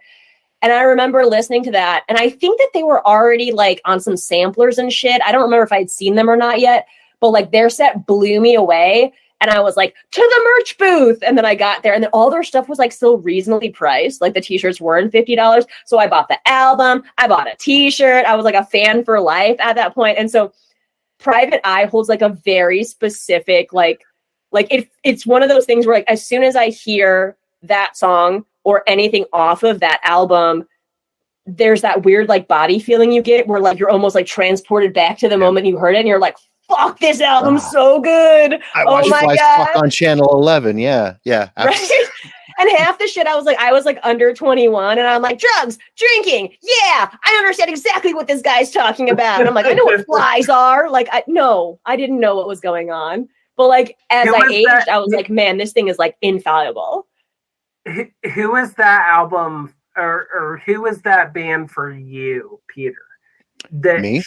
She just described that, and I know exactly who that band is for me. Who is it for you? Neurosis. Really? Neurosis. 1,000,000%. They explained my world to me when I was a very young man, and Enemy of the Sun came out. I was already in my late teens, and there's a song called Lost right at the top of the album. And in the beginning, there's this very Eastern sounding woman singing like, God, I don't know how to explain it. Almost like Arabic Muslim hymns. And it's like the world collapsing on itself. And, you know, I have a very, very storied and fucked up past, you know, a lot of drugs, crazy shit happened to me when I was younger. And it was all of the chaos of my entire very young life distilled into one unique sound. And even like guys in the hardcore scene, like Life of Agony, Madball, like there was a lot of stuff happening around me that I was into. It was great, but this was mine. Right. And it was poetic and it was visceral and brutal and singular in focus. And that's why it fucks me up that all this happened. But still, I would not have gotten through that part of my life without that album at that time period, for certain. And I followed them on that tour, actually. Did you really? Yeah. Like the Grateful Dead. Yep. That's cool. How many shows did you go to? 7. Okay. Did they change the set list every night? Yeah. Perfect. Yeah, pretty much. Because that's what I appreciate. If you know you got people following you around, you better change up that set list just a little bit. No one wants to watch the same show over and over again. And I interviewed Steve Von Till. He knows this story. He knows that I did that, and he loved it actually, because he's cool. Steve Von Till's a cool guy. But yeah, they were that band for me. How about you, Tim? Well, first, I have to ask if Kendra has followed a band to 7 or more dates. Not on one tour. I did fly to Mexico City to see AFI. Oh, that's awesome. I would have done and that. And told my mom I was going camping so I wouldn't have service because I knew she would shit her pants because I lived in LA at the time. And she, was already like, my baby, 2,000 miles away. And so, like, I knew she would literally lose her fucking mind if I told her I was flying across the country with 2 of my female friends into another country to a place where we spoke, like, base level Spanish to stay in, like, a shitty hostel to go see this band that, like, we've become friends with. And, like, we know a bunch of their fans. Like, we knew people down there and stuff. So I just told her that I was going camping. I turned my phone off for the whole weekend. That's awesome. Your mom might be listening. She already knows. My dad told me years later, he was like, we knew because you scanned your passport. And I was like, how would you know that? You don't get an alert on that. And he was like, I knew. And I was like, because I told them, I confessed to them like years later. And then I think he was like playing it off like he knew because he didn't want to like, be like, wait, what? He was trying to be like super parent and be like, we already knew. And I was like, I don't know that they like give you an alert when your kid scans a passport when she's over the age of 18. But like, okay, if you want to play it like you knew I was in Mexico City, we can pretend. So who was it for you then, Tim? Yeah. Well, so I don't really understand what the rules are for this. None. But the band that I went to a concert and was blown away by and became a lifelong fan of was Afghan Wigs. The Breeders, so Kelly and Kim Deal from The Breeders are from Dayton. And so The Breeders played in 1993 at Hera Arena, and they had the Afghan Wigs open for them. They had the New Bomb Turks open, and they had who were so good.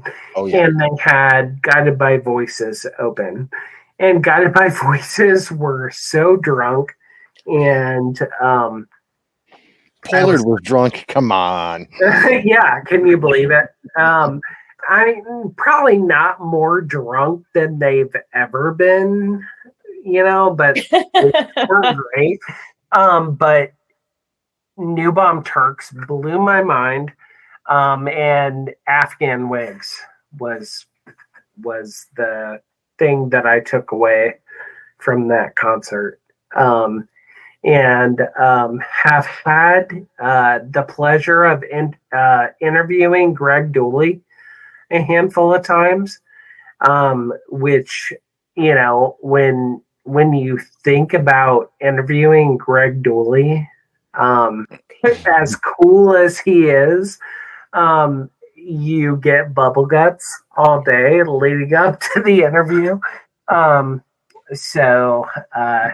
But he was always so cool and kind whenever I interviewed him, and I just love the Afghan Wigs. So I think it's cool because we're all talking about fairly larger probably shows or venues, but one of my favorite things in general, and it's one of the things, when COVID hit, I was like, I don't need shows. I don't need music. I don't need friends. I just need my apartment, and I'm going to be safe, and I'm going to revamp my life, and I'm going to do all these other things. And then after about a couple of weeks, I'm like, I kind of miss a bunch of shit. Let's just make a list of all the shit I miss. So when the world opens back up in the next week or so, because that's how long it's going to take, it's May 20 or March 2020, it'll be open by mid-April.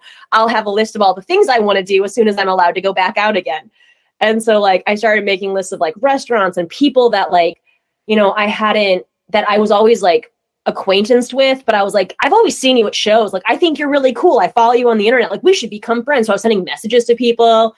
But one of the things that was high up on that list is that not just going to a show, a small show, large show, whatever, but going to the entire show. It pisses me off when people go to see the one band that usually is last, that they love the most, and they miss the openers, because some of my favorite fucking bands in the world I had no idea existed until I showed up to that bar early and I watched them pull their fucking shit onto that stage and play to 6 people. And then 3 months later, they're one of the biggest bands in the city of Chicago, and I got to see them at their 3rd show. It's my favorite thing in the world is to watch bands go from being just starting out outside the garage to playing large scale venues in the Midwest or anywhere. It's just so it gives me that exact same mind blowing first time Alkaline Trio feeling where you're just oh my God, look at this.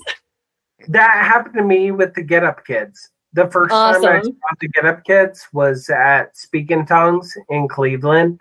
They were opening up for Breed and Ethel Meserve. I love the Ethel Meserve. Ethel Meserve was so fucking... Well, they're from your state, of course. Yeah. But they were so fucking good.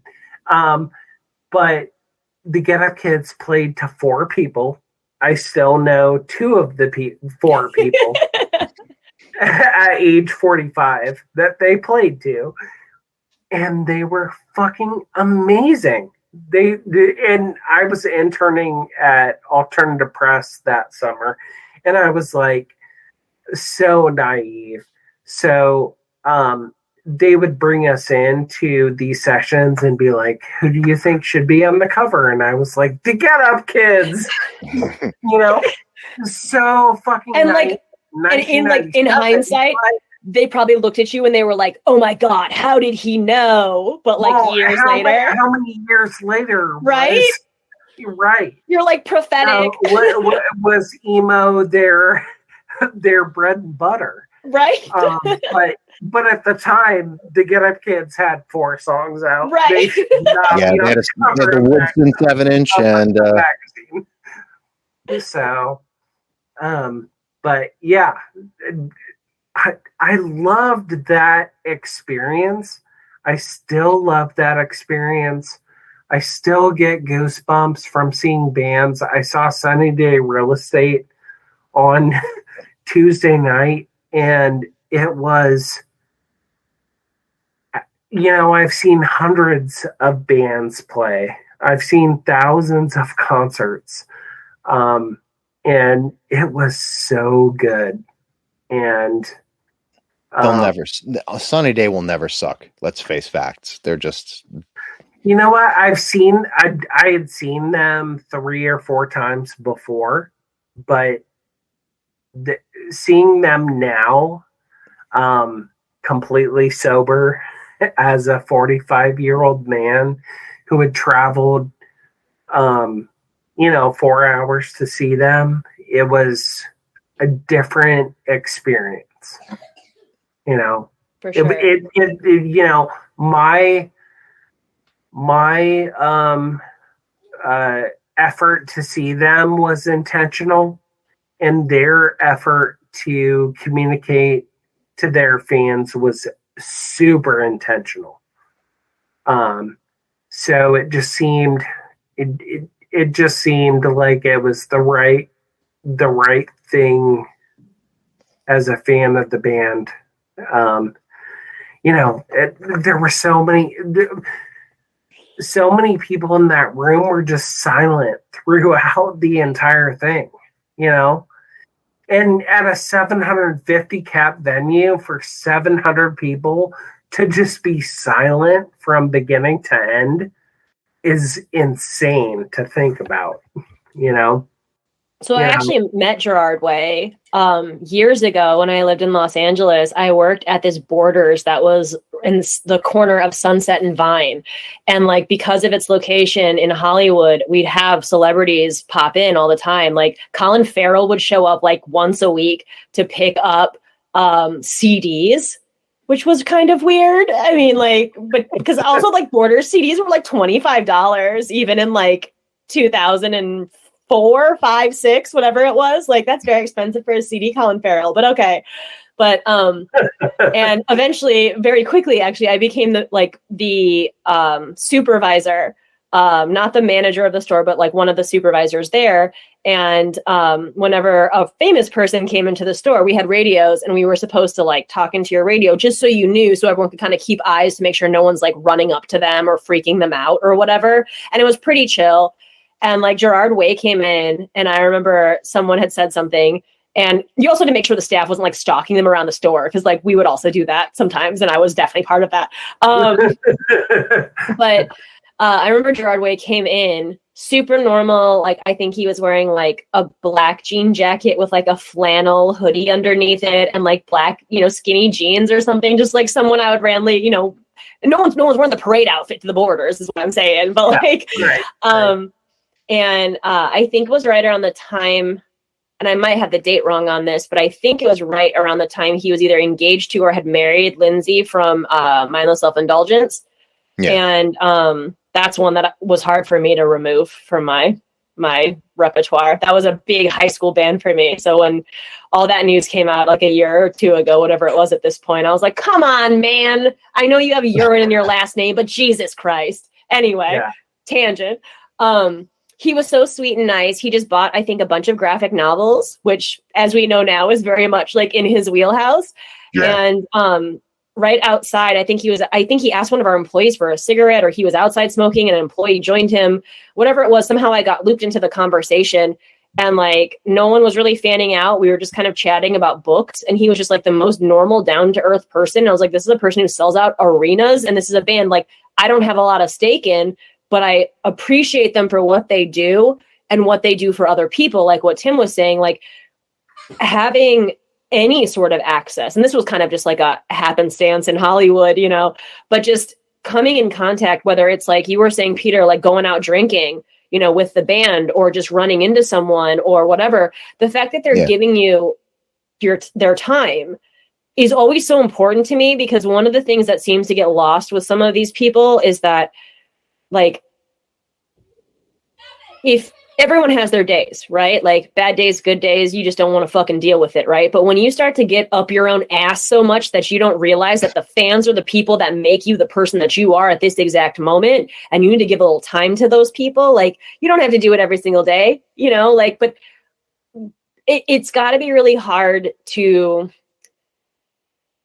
be artistic in that you want to share yourself with the world, but also you don't have a lot of privacy and are forced to share other parts of yourself with the world. So I feel like that's like a tricky line to walk. But I'm always so grateful when I find out, like you had said, Peter, that the people that they are who they present themselves as. You can just bro down at a bar and hang out and be awesome. And they're not being pretentious dickholes, and they're not telling you like, you know, well, if you're talking to Gerard Way, he could have just named a bunch of like rich people shit that I didn't understand, because at that point he was making more money than I'd ever seen in my life in a day, probably. But he's just a normal dude buying graphic novels.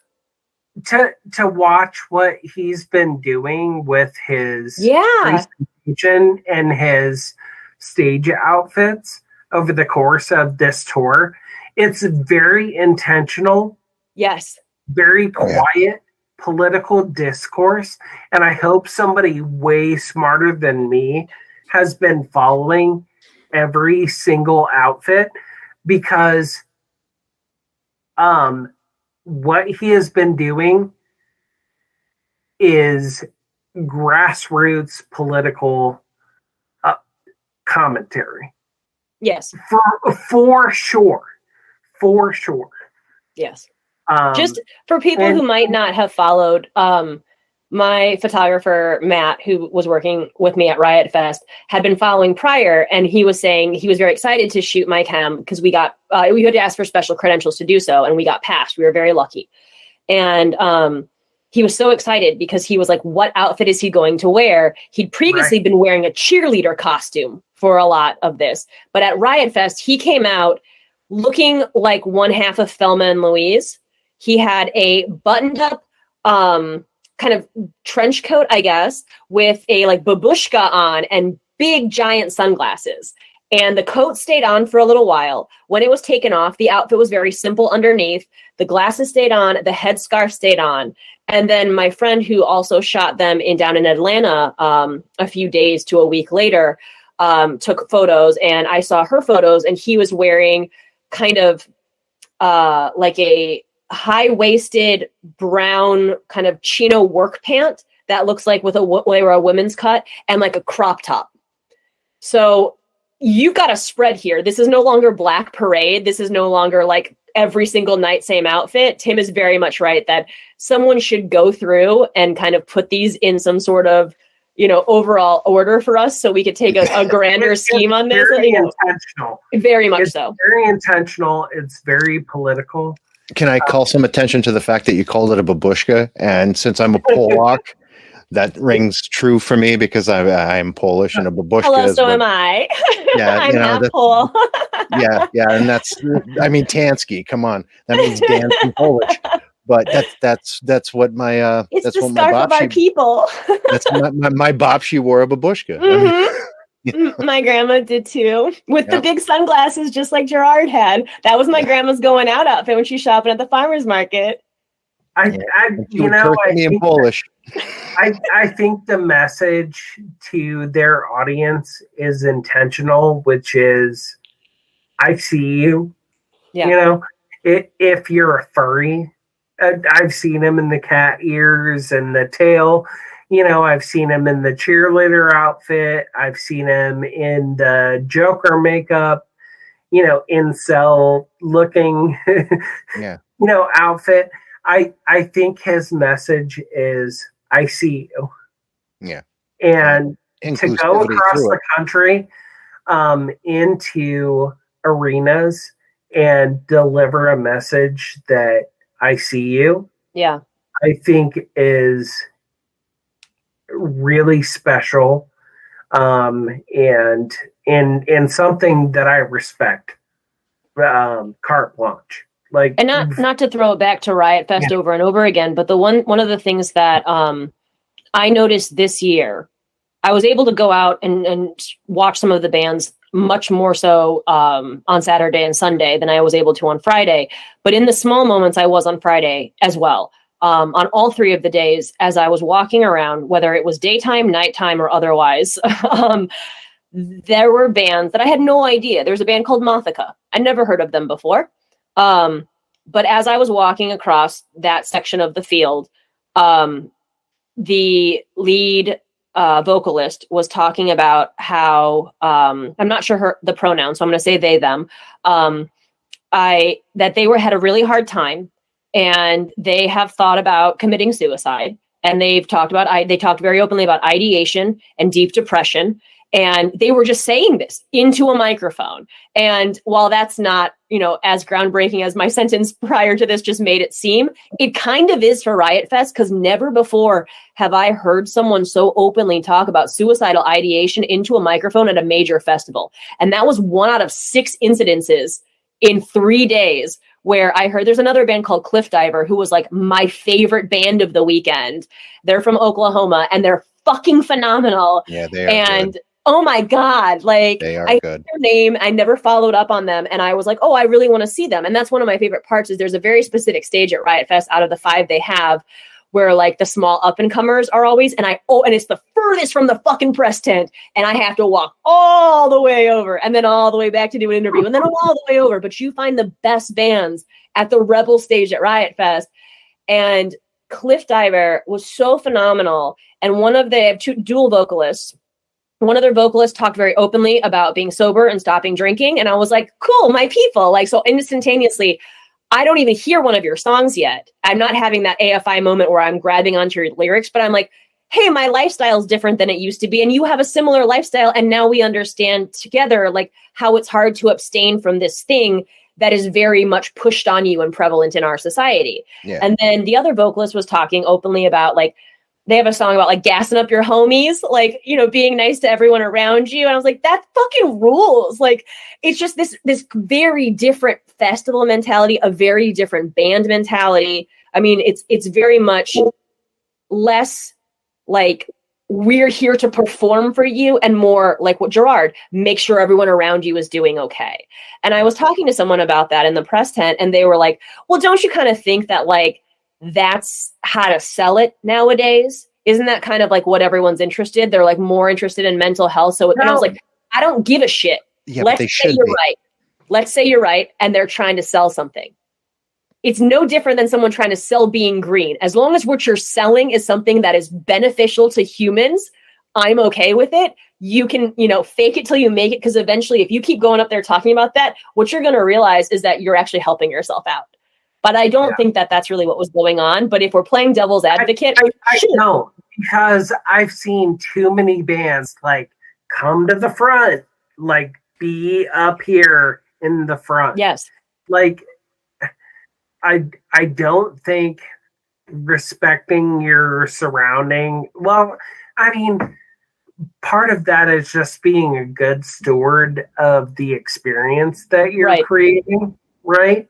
And especially being cognizant of what you've seen go wrong at other festivals. Mm-hmm. When you're somebody that has that kind of a crowd, but I don't think it's a gimmick. I don't think so either. And I think kind of to parallel it back to like the child rearing that you were talking about, you have a lot of new festival goers, a lot of new music lovers at these festivals. You start them early on taking care of the person next to you. Guess what happens 5 years from now when someone gets trampled at a festival? They're going to pull that person up and out of that pit because that's what they were taught to do by a band that they never heard before that they stumbled upon at the Rebel stage at Riot Fest, or whatever the situation may be. I used to work with a woman who was at the Who show in Cincinnati, where a bunch of people lost their lives because they got trampled or whatever.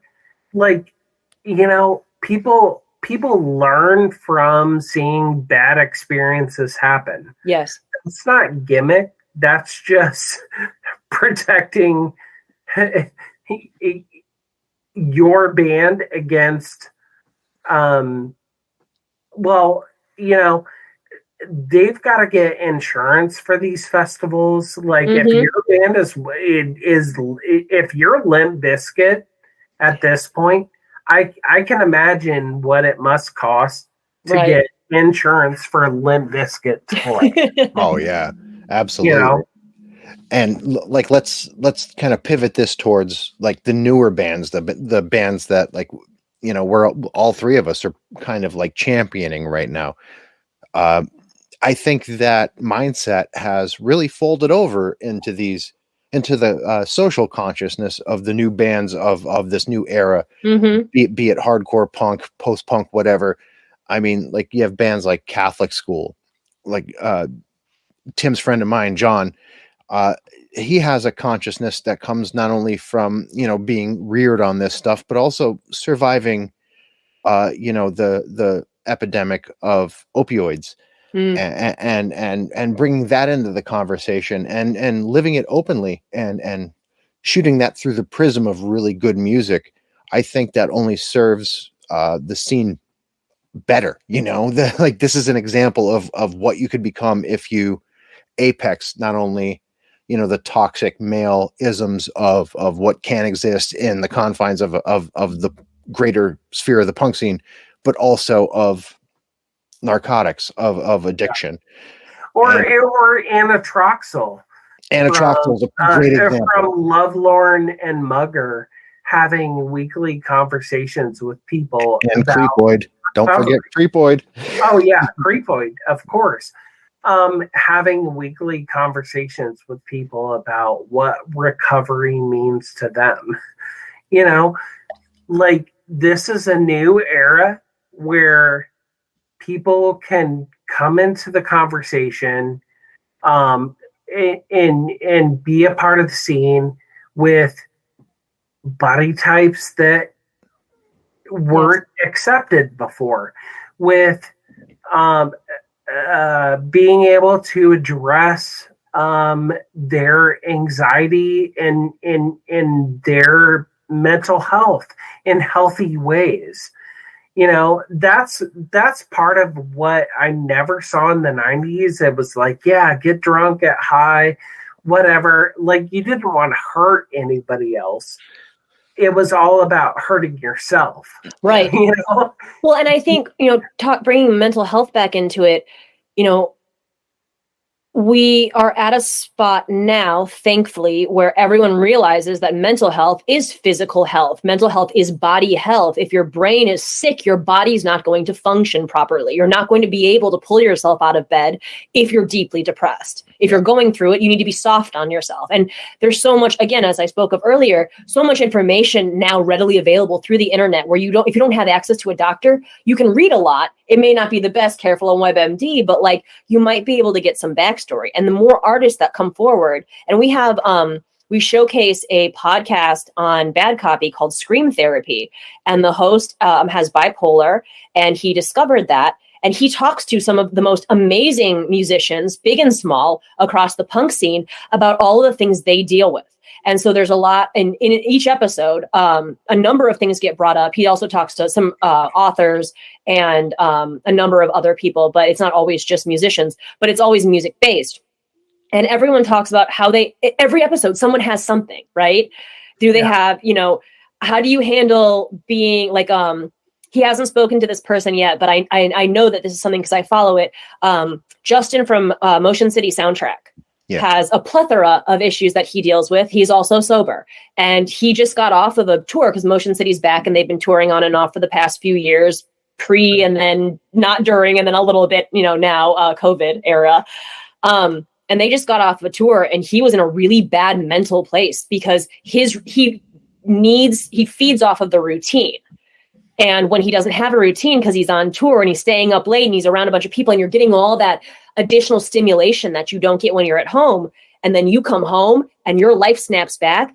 I mean, you see it in like Walk the Line, where he's like trying to hang up the photos and listen to his music really loud. And his wife comes in being like, why are you doing this? You know, like it's this on the road, off the road kind of on stage. Your life is just very different. And, you know, you're dealing with childcare issues. You're dealing with your personal mental health. You're dealing with going from being around a close-knit group of people to living alone again or living with a partner. There's so many things that can trigger these problems. But now we have people talking about them. We have our idols openly talking about these things on podcasts, behind a microphone at a, you know, on a stage. Humans live by example, right? So when you see your idol doing it, then you turn to your friend and you go, hey, so I have ADHD. I didn't tell anyone about that. Yeah. And then then you say it and that weight comes off of you. And then you're able to talk about it more and more. You're like, I have deep depression. I have suicidal ideation. And the more we talk about it openly, the more it helps the people around us, because everyone's just becoming so much more frank and open. And when you are able to start that process, you begin to value yourself in a different way. Even if you're going, I'm punk, I'm trash, fuck me. Like that mentality seems to be kind of on the outs, maybe because I've removed myself from those people. But I feel like as a community, we're kind of moving in a different direction. We're over that. Yeah, for sure. I hope so. Because I was very ingrained in that for a very long time. And it was like an under my thumb situation, like a self-imposed blockade that I put on myself, being like, yeah, I'm trash. I fucking suck. Look at me. Like, why would you openly do that? Well, that's an excuse for self-destruction. Yeah. That's an excuse for self-destruction. Of course. And strangely, it was never the conceit behind what I do with my podcast, but it just seems to be that from episode 1 onward, the conceit of the show is about people with underlying mental health issues or addiction issues who just so happen to be creatives. That's because we all have it. Every one of us is fucked up in some way. Like, who can you find in punk that is a well-adjusted, unaddicted, unrecovered, encumbered by mental health person? Right. Well, I mean, I have a very famous author coming up very soon who has the same issues as us. To hear that, but I mean, I don't even think it's a punk thing. I think it's just a human thing at this point. I mean, it is punk very specifically because you move towards that lifestyle. You move towards the anti-authoritarianism, you know, anti-government, valuing, you know, education. And at least I did. I don't know. There's some punks that don't give a shit about learning anything, but just kind of that mentality of like, just, man, I don't know. It's just, it feels like everyone has something. And I know that for a long time, I felt like I wasn't fucked up enough to really belong in the punk scene, which is kind of crazy. I'm like, my parents aren't divorced. And like, I went to a college that is a good school and I worked hard and I have a career job. And like, do I even belong here? But like, no one gets to tell you if you do or you don't belong in something. But that took me a very long time to realize, because I had a lot of social anxiety because I based my value on people around me, and the people around me didn't value themselves. So they're not going to value me because they don't know how to value themselves. And that's kind of go back to what we were saying before, where like, if you're open, if the bands are open and you're open with yourself about your mental health and your state and your value as a human being, and the bands value you and you value them, we have a completely different scene we're dealing with all of a sudden. Very different than what we saw over the last 10 to 15 to 20 to 25 years. No one's knifing each other at shows. We're, you know, making sure that everyone stays safe. It's very different. It's very much more of a community if we're able to build it the way I think that we're trying to right now. And I find that to be so much more valuable, because if we are struggling the way that I know that we are struggling with mental health, we need to be there for each other, especially if there's so many issues with, you know, chosen family, blood family, chosen family. Like it's the punk scene has a very different way that they go about structuring lives, their lives, everyone's life. And if we can get just a couple of these things in line, I feel like it's almost like when you go to therapy and you have your breakthrough and you're like, oh my God, that just is going to make every day so much easier if I'm just able to look in the mirror and not hate myself from looking at my wonky eyebrow or whatever the fuck it is, Like, and I think we're almost there. We have a couple tweaks that we need to make, and it just will be a smoother, easier ride. And it will be easier to kind of 86 some of these people that I don't want to say they don't belong, but they don't value themselves and fans the way that I think they should, making spaces a little bit less safe for everyone. I agree. And I think it's kind of our duty to champion the bands that do. Hell yes. You know what I mean? Like that's kind of like the most appropriate thing we could do at this point. Up because the punks, right? Up the punk. Yeah, but yeah. more presciently, just adhere to people who are actually like not talking about it, but being about it. Yeah. And are they few and far between? Of course, but I think we have more examples of them now than ever before. And one of the things, I've said it a million times and everyone like laughs about it, but I mean it 100%. There is always a better, more true to the lifestyle band that you can find than that generic big label fucking douche band that sounds almost identical. There's going to be someone else that lives it a fuck of a lot more true with better lyrics. They're better to their fans. They're better to each other. And why wouldn't you support that person to get them on the next big label and drop these fucking assholes who go around abusing their fans or talking shit and belittling people all the time? Yeah. Yeah, that's why it was refreshing when Against Me kind of found their rise, because that was a revelation at that point, and that doesn't happen that often, No, and I remember when Laura Jane Grace came out with the Rolling Stone article. That was 2012, I believe. Yep. I remember picking it up before my job at a 7-Eleven up the street in Los Angeles and just pouring over it while I was in the first few minutes of my job being like, what is this even happening? Like, what is this about? And I remember at the time having conversations with people at a show that weekend or whatever it was, next night, whenever, being like, do you think this is real, or do you think it's because Against Me is just not doing so well as a band right now? Do you think this is like a publicity tactic? Because 2012, we all had a very different point of view on some of these things because Laura Jane Grace changed the mentality of the masses in punk in regards to what transitioning is and what it looks like. A lot of people didn't have it as accessible. She surprised not only the entire punk landscape, but she surprised her wife too. Yes. Oh yeah, and her wife. Yes. So, I have a little different perspective on that because I think of what Heather must have experienced. Because I don't think Heather knew that was going to happen. No. The article talked about it like there was a conversation that had taken place sometime between the beginning of the article and then the middle part of the article. Yeah, I don't think that conversation took place. Having read Laura Jane Grace's book and having seen some of the, I guess, sort of public conversation between the two of them, I don't think that conversation took place. So I feel a little different about it, just based on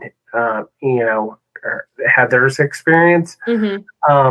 But even so, there are a lot of trans people that I really love in my own life that wouldn't have been served had Laura Jane Grace not done what she did.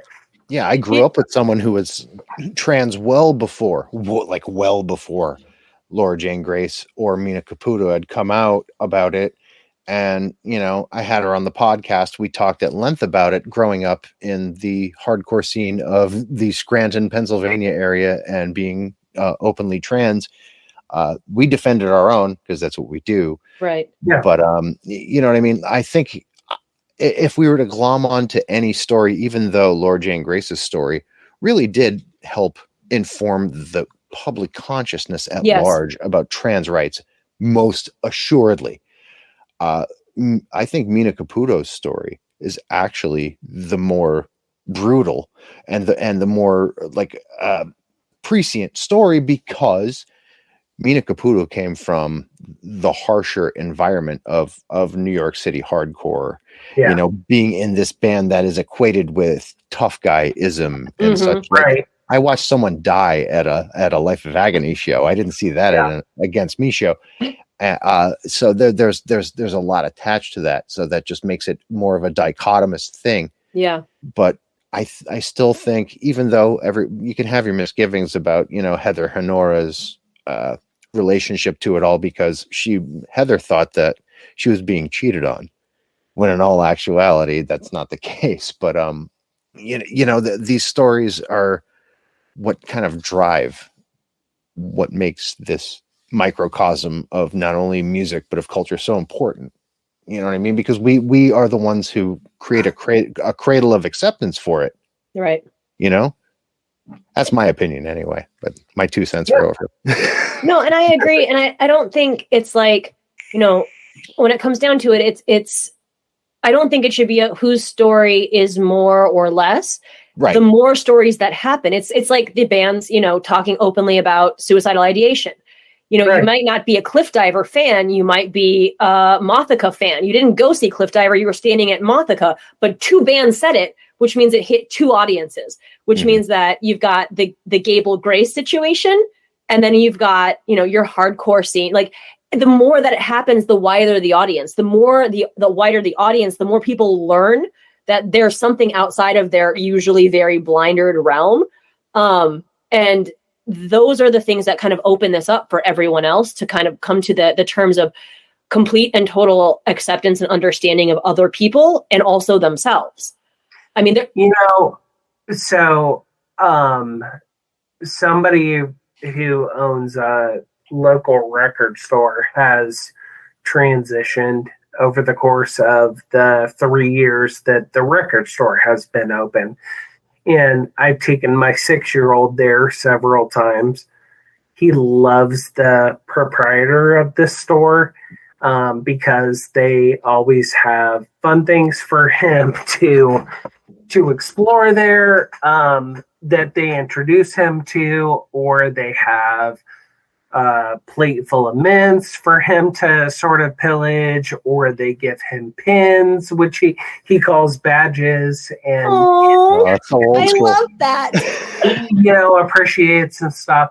So recently I took my son to the store, and I was a little worried because the proprietor of the store has changed genders since we were last there.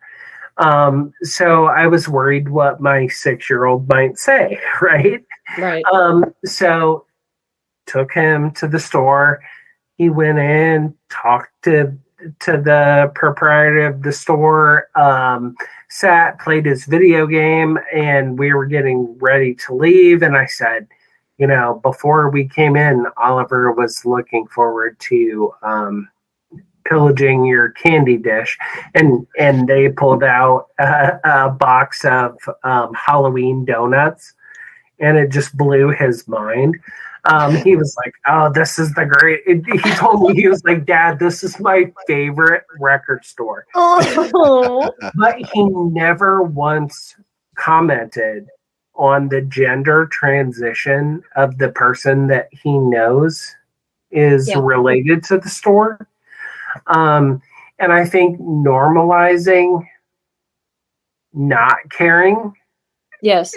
I think, you know, as much as I try and explain to my son about the world, I think it was better for me not to prepare him to see that, to just allow him to experience that, and then to see how he reacted to it, because he didn't care.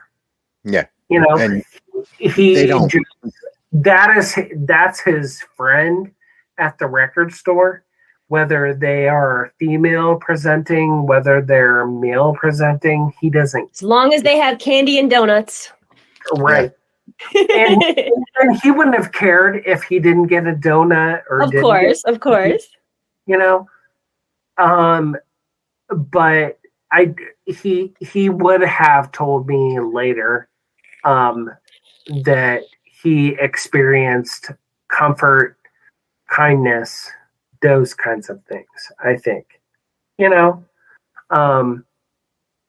So it's this weird tightrope to walk with your kids because you constantly worry about, like, what are they going to say? What are they going to do? What are their attitudes going to be to people who are different or other, you know? And then they do the right thing almost every time, you know?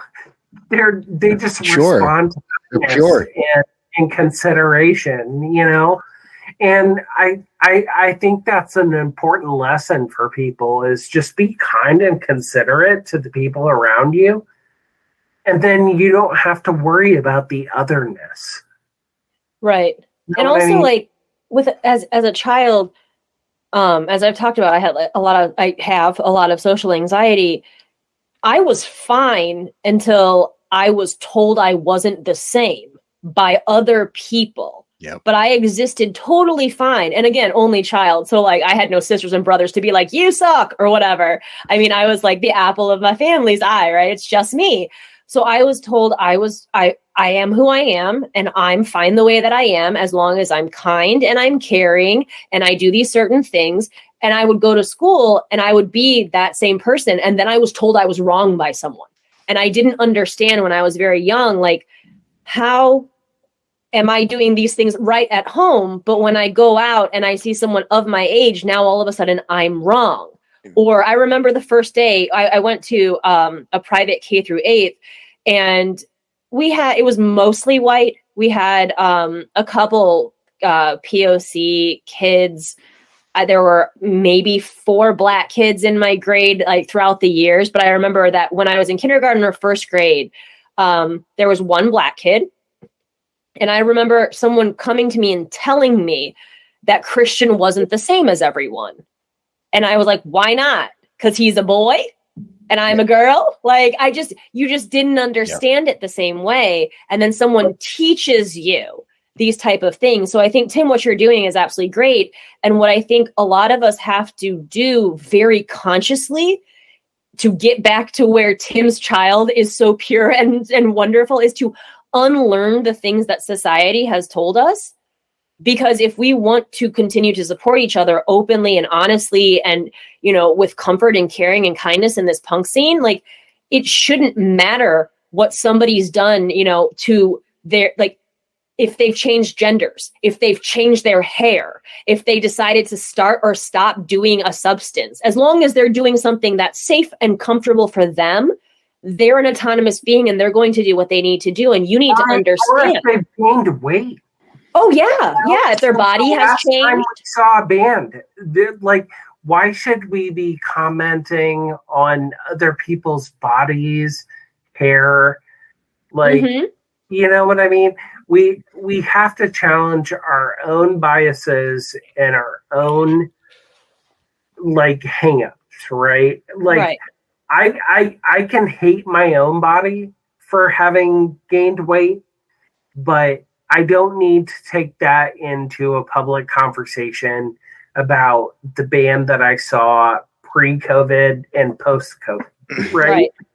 And I think part of it is those type of comments are based in insecurity.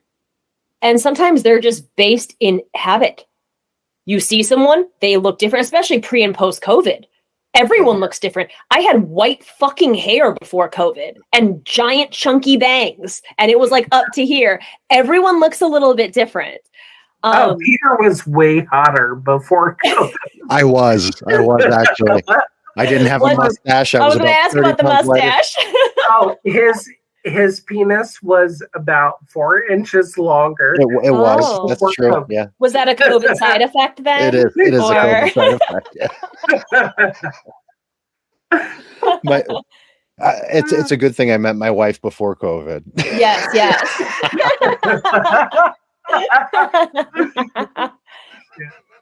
Sorry. Fuck getting old.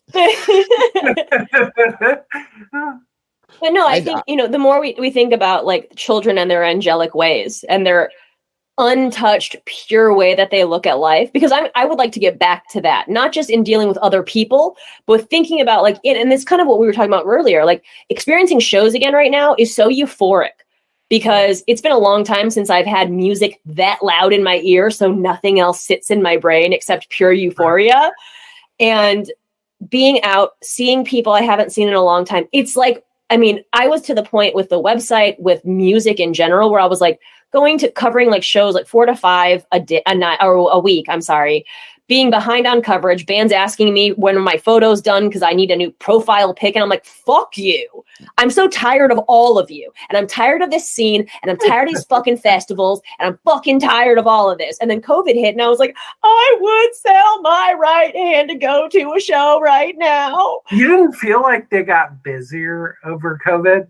I feel I did. I pivoted. More work over COVID. My whole life changed. Before. I started, instead of going out to shows until like 1, 2 o'clock, staying out with friends and partying or whatever, I stopped doing that. I started waking up at like 4 a.m. and breaking into abandoned buildings to take photos. So I started urbexing. So I'm still up at the same time, but I'm not like fueled by alcohol. I'm fueled by like caffeinated tea.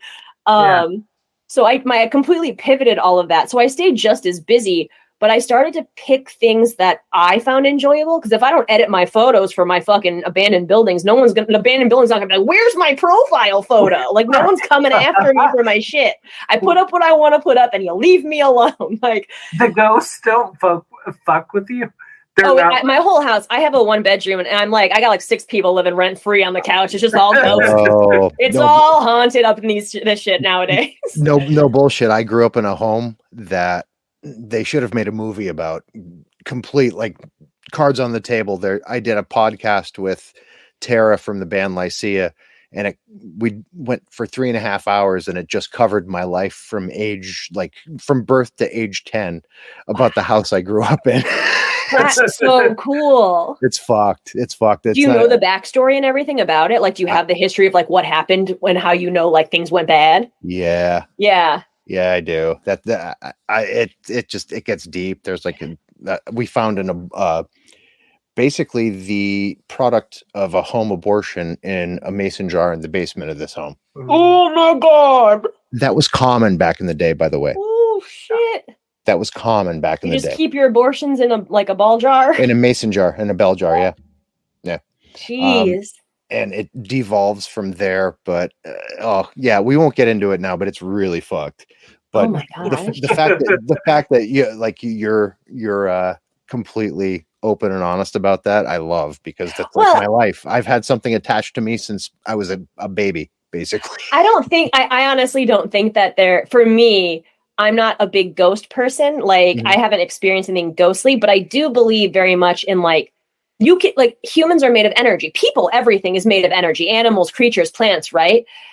There are times I've noticed in doing this, because I've gone out by myself and I try to go with a group of people because it's safer. You could fall through a floor or something could happen. You're in Gary, Indiana, and you turn the corner and then the homeless guy who's been living in the school pops out at you and then has a conversation with you and you're holding your bear mace and you're all by yourself. Anyway, story for another time. There's definitely been times where like you walk into something, like I've been to a few funeral homes and those feel weird. And I'm not saying ghosts. I just feel like sometimes you go into a place and no matter how long it's been abandoned, because there's plenty of places that have been, Gary, Indiana is like a mecca, Detroit, and there's some stuff in Chicago that's been open for like 10 plus years. So I don't really think that anything is like sitting in there, but you can almost tell sometimes that just some weird shit has gone on, or like other, I don't want to say otherworldly as in ghosts, but like things leave energy trails, right? Like you can just kind of feel it. And there's definitely been times before where I've been alone and stuff, and I'm always very quiet, and you're crunching on like old asbestos tile, so you can't really be quiet.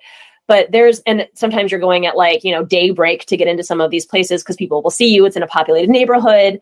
And I remember one time specifically, and I've been doing this on and off for over a decade, but like I got really into it with COVID because I was like, what do I do when my hobby involved people and now I have a camera and no people? Like, I guess I'll just go into some buildings. I guess that's a thing. And it became like an obsession, just like with shows where I'm like, I'm going to go out to this like all weekend long, 13 hours a day for 3 days in a row or whatever. And plus, night sometimes or whatever. But I was in what would it be called? Like a parish next to a church. And it had been open for a while. I know a number of people had been in it. I took some photos of the small chapel that was there, and I was walking through the 3 or 4 floors, and they were all old rooms where the priests or the nuns used to live. And some of them still had like name tags. Rectory. There you go. Not the parish. Thank you. I did not come from a religious household. But and I was going through, and you've got like, and I'm a big like Chicago architecture stan. So I'm like an old Chicago style sink. So I'm like taking photos of the sink, and like there's some old beds and things in there, and nothing like too crazy. But I remember coming up to the 3rd floor, and I was like standing in a hallway taking a shot of like, I think a staircase or something. And I just felt like kind of weird behind me. And I knew nothing was behind me. You could hear if someone was walking because there's a lot of gravel and shit on the ground at that point. And I was just like, you just felt something was back there, and it just felt kind of weird. And I kept checking, and I check every single room. I check everything just to make sure that I'm alone, especially when I am alone by myself. And I got to one of the rooms that was right behind me, and where the hallway kind of took a right-hand turn, and the door was completely locked. And there was a blanket over the door that had kind of like, they had like tucked it in, and I didn't touch the door, but I could hear music very faintly inside. And I was like, there's a person living in this building. And that's not the first time that's happened, but like, I've gotten to realize that after doing this for so long, if I'm by myself, I can sense when other people are in the building because I get like a creepy crawly. Yep. Like there's kind of feel like you're like, there's someone upstairs and to the right. Like, I just know something's up there. And then you find out that there's someone else walking around the building or whatever, and you got to make your exit. Or and Peter following you. Probably. Yeah, that's what it is. If you guys want to hang out, just let me know. I mean, we can carpool. We don't have to wait to pass. We should have just rode with Kendra. Yeah. That's it. If you want to listen to music in the abandoned building, we could crank that radio and have a dance party. Yeah. But no, I do feel like I was just as busy during COVID, but in a very different way. And then coming back to the things that I love now that it's open, I have this hobby that I've procured where I go out every weekend and I wake up at 4 a.m. sometimes. And then I had this other longstanding hobby that I've been part of since I was like 11 years old. And I'm like, I guess I'm just really blessed to have like a bunch of shit that I like and that's how I'm trying to look at it. Cause I know now, like, my FOMO used to be really bad. And then with COVID, I'm like, I can't do anything. So like now if I'm missing things, I know like I can get through it because I missed years of shows. Even after people kept having shows during COVID, when things were still spreading, I wasn't going to them. So I missed out on stuff that normally I would be pulling my hair out over. And so now I know I can get through missing a show without feeling like my life is going to end any moment now. And right. I can kind of balance the things that I want to do a little bit better. Where I'm like, do I want to cover this show? Yeah, I think so. I'll make sure that I can like have enough bandwidth on my radar to like put out the photos, put everything out in a time frame. And if someone asks me for something in advance, it's more now where I'm just like, no, it's not ready. And I'm not going to feel like they have some sort of entitlement over my time because I've chosen to go to your show, whether you put me on your list or not. And I will be procuring something for you, but I will be doing it in a time frame that's healthy for me. Yeah. I feel like COVID in so many ways, and this is going to sound bad, made people healthier because they were able to give themselves some time to. I raised my son. I sat home and raised my son for over a year. Just like, oh God, it was beautiful. I had a blast. Yeah. That's how it should be. That's how things are supposed to be. Like, we were able to be given a very specific snippet of time that other generations besides early 1900s was not granted to look at our lives and go, is this working for me? Because I don't know about you guys, but prior to COVID and just in my life in general, and now, but it's a little bit different now, I am going from the moment I wake up. I'm checking emails, checking Instagram, writing to people, checking, you know, I do PR, I do the website, I do the podcast, I work a full-time job. I still have friends and things that I like to stay in contact with. Like, I mean, my life is very full and I like to keep it that way because that's what gets me going. But also I realized that I was exhausting myself. Yeah. I was sleeping like in my 15-minute lunch break because I was going out or waking up, going to work, coming home, changing clothes, slamming like 2 pieces of bread and like heading out to a show, then being drunk enough to be like, or just intoxicated enough to be like, yeah, I do want to go to the bar with you until 2, coming home, going to sleep, waking up at 7 or earlier, going to work, hungover, trying to figure out how to do my job, which takes a hell of a lot longer if you can't talk to people properly because you're so fucking hungover and you're still probably kind of drunk. Like, so I was able to kind of just reassess everything. So now things are just as busy. They're just as full, but I think they serve me a lot better. And I'm not like coming home absolutely balls fucking exhausted, passing out like on my floor, face down, like on my rug, being like, please let my life end. Like I could just die and feel some comfort. It's just a little different. And I think that's okay. It's very okay. So one thing we didn't get into, which was, I think, the conceit of what we were trying to do, but that doesn't really matter. The stuff that we're into now, like the music that's really like kind of moving and shaping everything for us in the current climate, now that we've kind of like painted a picture of where we came from, what we were into, what's important to us. Like who or what musically is kind of like moving the needle for you right now? Well, thank you for getting everything back on track after 2 hours, Peter. Hey, listen, sometimes you gotta let things happen. We're gonna wrap this up, dude. We got another 2 in us. Let's go.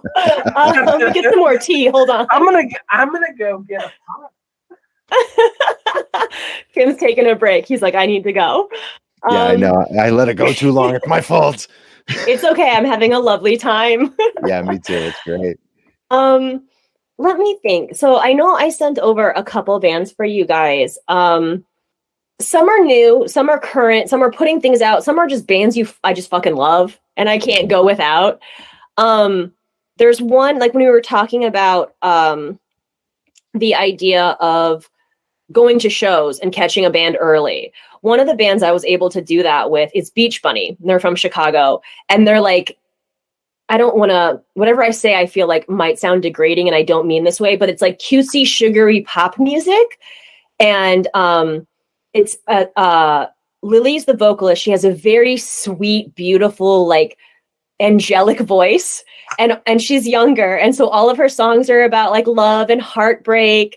And they put out a new album this year and their bulletin board was in Times Square.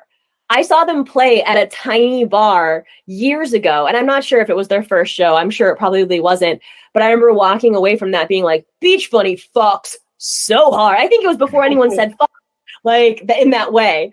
But I just remember being like, man, that band is so good. And there were a lot of other like shoegazy bands on the bill, which normally isn't my thing, but I was like, that band stands out to me so much. And they went from 0 to 60, and now they're playing like, they're opening for Panic at the Disco, like on a couple show dates. And they've had some like major heavy hitting like tours over the last year or so. And so they're just watching them go is just one of those things where I don't think I've ever even really met them. If I have, it's in passing. I've been at a bunch of their shows, but I'm also kind of like a secret fangirl where like I took photos of them. It was the last show I went to before COVID. And I was like up in the balcony, like looking at my photos being like, Lily's so much cooler than me at her age. Like, I wish I was as cool as Lily was. Like, and then COVID hit and I was like, that was my last show. Okay. Like that one was really good. I had a wonderful time. So they're just super sweet. And I'm just so happy to see, like, I feel like it's one of those bands where like, you're just like, man, I just can't wish enough for you. And it's like everything you could possibly wish for them is delivering. Like they're becoming huge. They'll definitely never let me interview them now, but like, but I'll try. I should have got them years ago. And who's moving the needle for you, Tim, right now? Like, if we were to pick one, let's say. Well, so one thing. Well, first of all, the last time you and I spoke,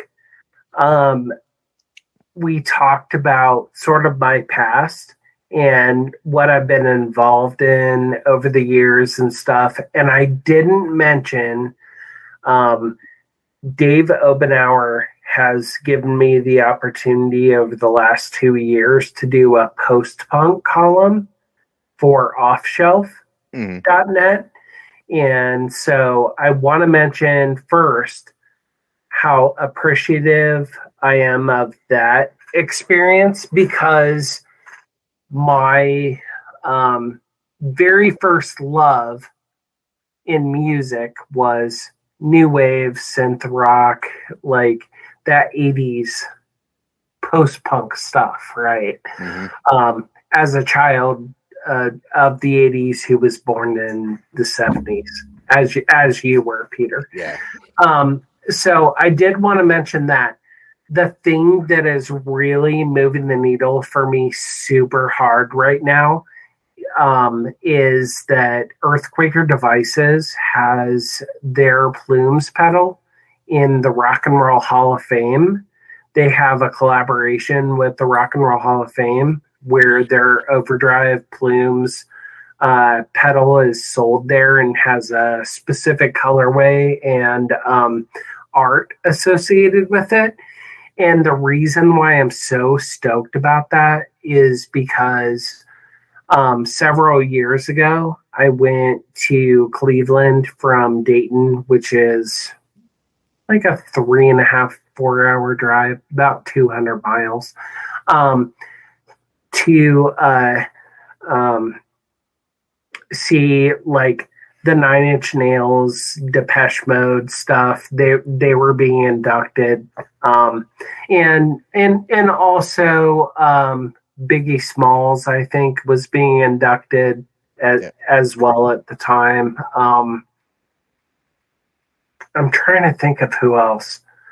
Anyway, the reason I went was Depeche Mode and Nine Inch Nails were being inducted. Yeah. And I noticed there were no Earthquaker Devices in the Rock and Roll Hall of Fame, which was weird to me because Earthquaker Devices employs 70 people in Akron, Ohio, and Jay-Z's guitarist uses the pedals, Lady Gaga's guitarist uses the pedals, like pretty much everyone you can think of uses these pedals. So I got home and I called the curator of the museum and I was like, why are there not Earthquaker Devices in the museum? So to see finally that there's a collaboration there with the Rock and Roll Hall of Fame with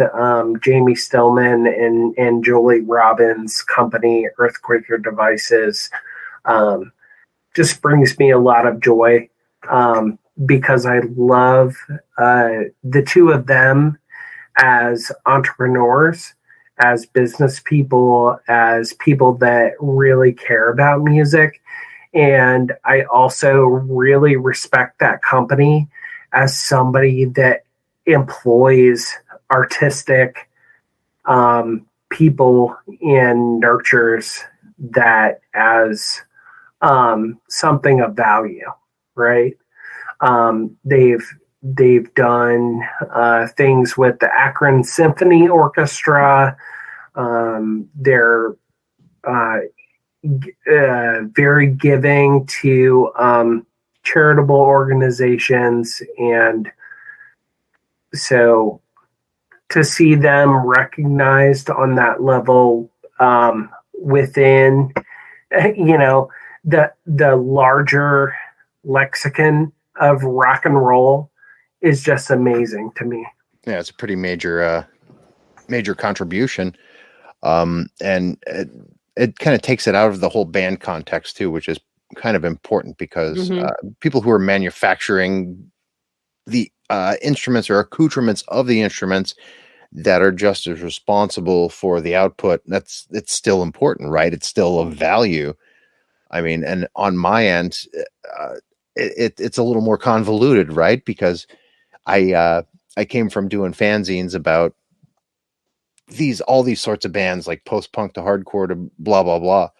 But I think it's not just one band for me right now. I think it's this new movement of almost genreless musicians who all kind of, are in one another's orbits.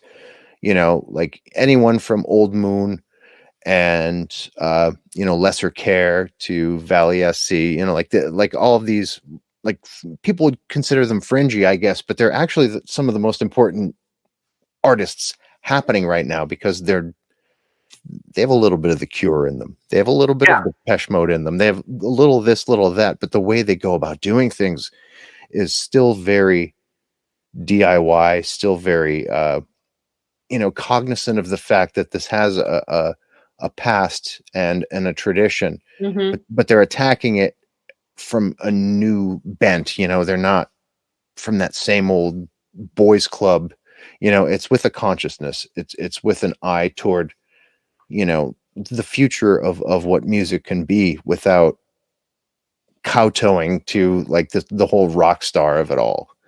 Well, and it's so funny when you're like friends with some of those people to see them being so excited to go and see like Roxy Music, or to go and be so excited to go see Sunny Day Real Estate, or and then you're like, oh, well, of course they are, right? They don't live in a vacuum, right? So what else, I guess, would be the takeaway from all of this then?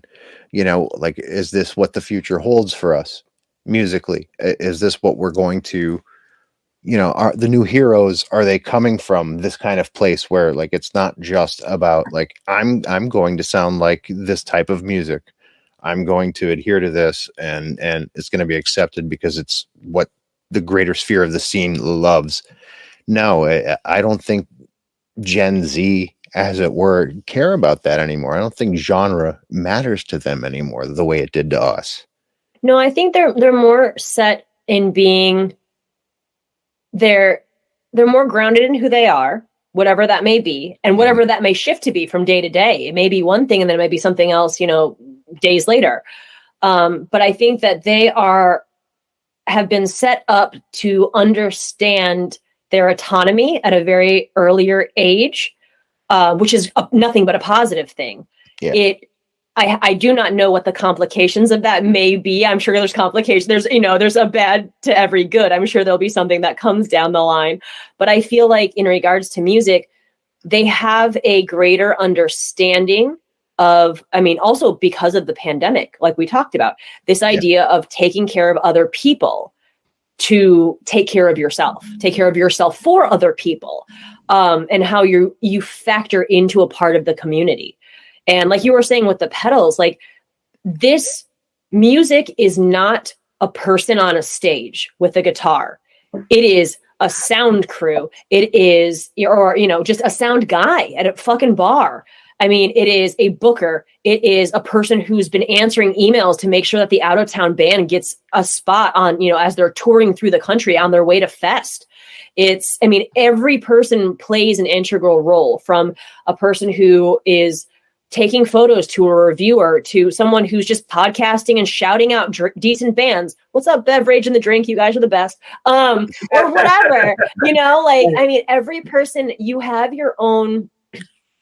It's kind of like a choose your own adventure book, right? How much of this do you want to be involved in? Because you're going to be involved in it if you're part of this in any way. So do you want a 2%? Do you want a 90%? Like, how much of it? But you also have to work with everyone else, knowing that someone made that pedal, someone made that guitar, those strings got made. This is a group effort. This is a giant community. And we all need to be here in a full understanding that everyone's working together to get the bands on stage, to have the bands react to the fans, to have the fans react to the band. It's all just a huge give and take.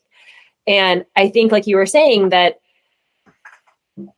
genre's never been my favorite thing, but I feel that this idea of genre, like throwing away the idea of genre, is just better, because I don't like the labels, because it's easy to talk to people that way. But if they see, it's like different shades of gray.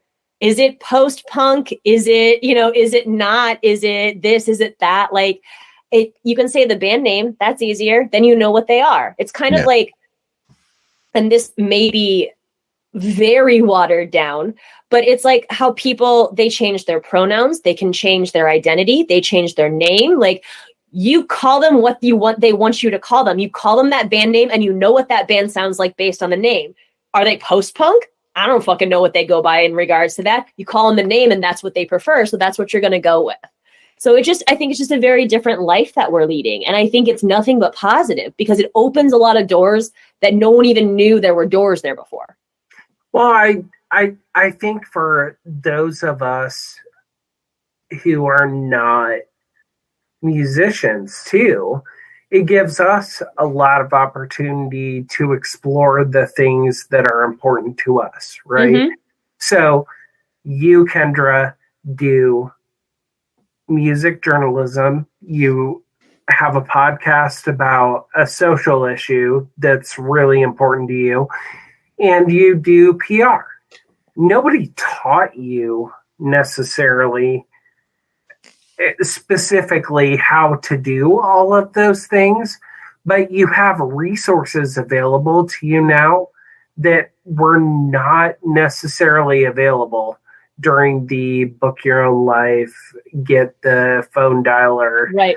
Call people on the phone dialer, on the telephone era, right? We can go out to the internet and Google things and be as resourceful as we need to be about the things that we value, right? And I think you probably experience this too, Peter. Like, as a musician, definitely. I mean, well, not just as a musician, but as somebody who's adjacent to musicianship. Yeah. Right. As somebody that has a podcast, like, if you want to do something that you may not necessarily know how to do, there's a lot more resourcefulness. Oh yeah. That you can take advantage of as a result of being in 2022 versus 1992. Yeah. Yeah. I think we really need to make sure, though, that, and there's no real way to do this, but one of the issues I think we're having is that people aren't using the resources, either because they refuse to change, scared to change, or they just because it's too easy to ask somebody else, right? Yeah, and then you're like, you could just Google it, and they're like, fine. Yeah. It's kind of like, it goes back to like the comment that I received about the podcast before it was a podcast, where they're like, well, no one's written the book on how to handle these situations. And I was like, should I write a book on how to handle these situations? Would you even read the fucking book if I wrote the book? It sounds like you're just coming up with excuses. Yeah. Right. So, we're going to be at a certain point where, and I think this happens with every generation, but I feel like more people are on board with moving forward in this one, or generations, this amalgamation of people in this scene at this time. If you don't get on the train, we're going to leave you the fuck behind. You're going to be on the wrong side of history if you're there trying to beat down people at pits and talk shit to women and people of color. If you're using slurs, like, you're on the wrong side of history. These things were not put up with in smaller microcosms, they were being dealt with, but now we're on a national whole or an international whole where, we talked openly. Everyone's always talked about supporting each other, but we're really seeing people take some people to task about this nowadays. And if you're not on the train, we're going to leave you the fuck behind. This is a community, and we need to be here for each other, moving forward positively, and not body shaming people like we've talked about, not shitting on each other for life choices that are different than ours. Like, and it's hard, and we have to change. Like, we're very used to doing these things, and pulling the stuff like, again, like spending 10 years on the West Coast versus being raised in the Midwest, the mentality is completely different. Oh yeah. And it's different now, even coming back to the Midwest after 10 years on the West Coast and now being back here for 10 years again. I mean, the life has changed. Like the Midwest is picking up things a lot faster than it used to. You can order more than one vegetarian option on a menu in almost any restaurant now. It's not a chopped salad with a side of ranch dressing and some cheese sprinkled on top. So, I mean, the whole of the world is changing, whether we're talking about punk scene or just in general. And I guess my concern is like, why would you not want to learn more about yourself and the people around you? Why would you want to not be accommodating to the people around you and be kind to yourself and people around you? Why would you not want to learn and ask questions about these things and become a more well-rounded individual to move forward? Because it's just going to make your life harder. Well, I think there's that reticence to not want to change or to be part of change is sadly a part of the old guard. Yes. And unfortunately, it's from my generation and slightly before, guys that I would at one point in my youth would have celebrated musically, and are, their legacy bands. And now the members of these legacy bands are the antithesis of what punk and hardcore is supposed to be. And it breaks my heart. It breaks my heart because I see these guys that I looked up to when I was a teenager becoming almost MAGA. Old racist assholes. Yeah, old racist, old sexists. Yeah. Like buttheads, and they're vegetarian and vegan and still hang on to these things. And they were Krishna devotees and they still hang on to that, but they're bigots now and anti-vaxxers and just weirdos. And it just make a lot of sense to me. You know who I value these days are people that are thankful, that are appreciative, that nurture their relationships. And I think that's why I was so excited to have this conversation with the two of you today. Just because you're people that I talk to on the regular, you're people that I've thanked for things, you're people who have thanked me for things, and you're people who are willing to invest an amount of time in me personally, aside from what I can do for you. I've had you, Peter, check in on me, personally. I've had you, Kendra, check in on me personally, and I hope I've done the same for you guys. Absolutely. And asked you about things too. I think building and nurturing relationships is so important to punk rock.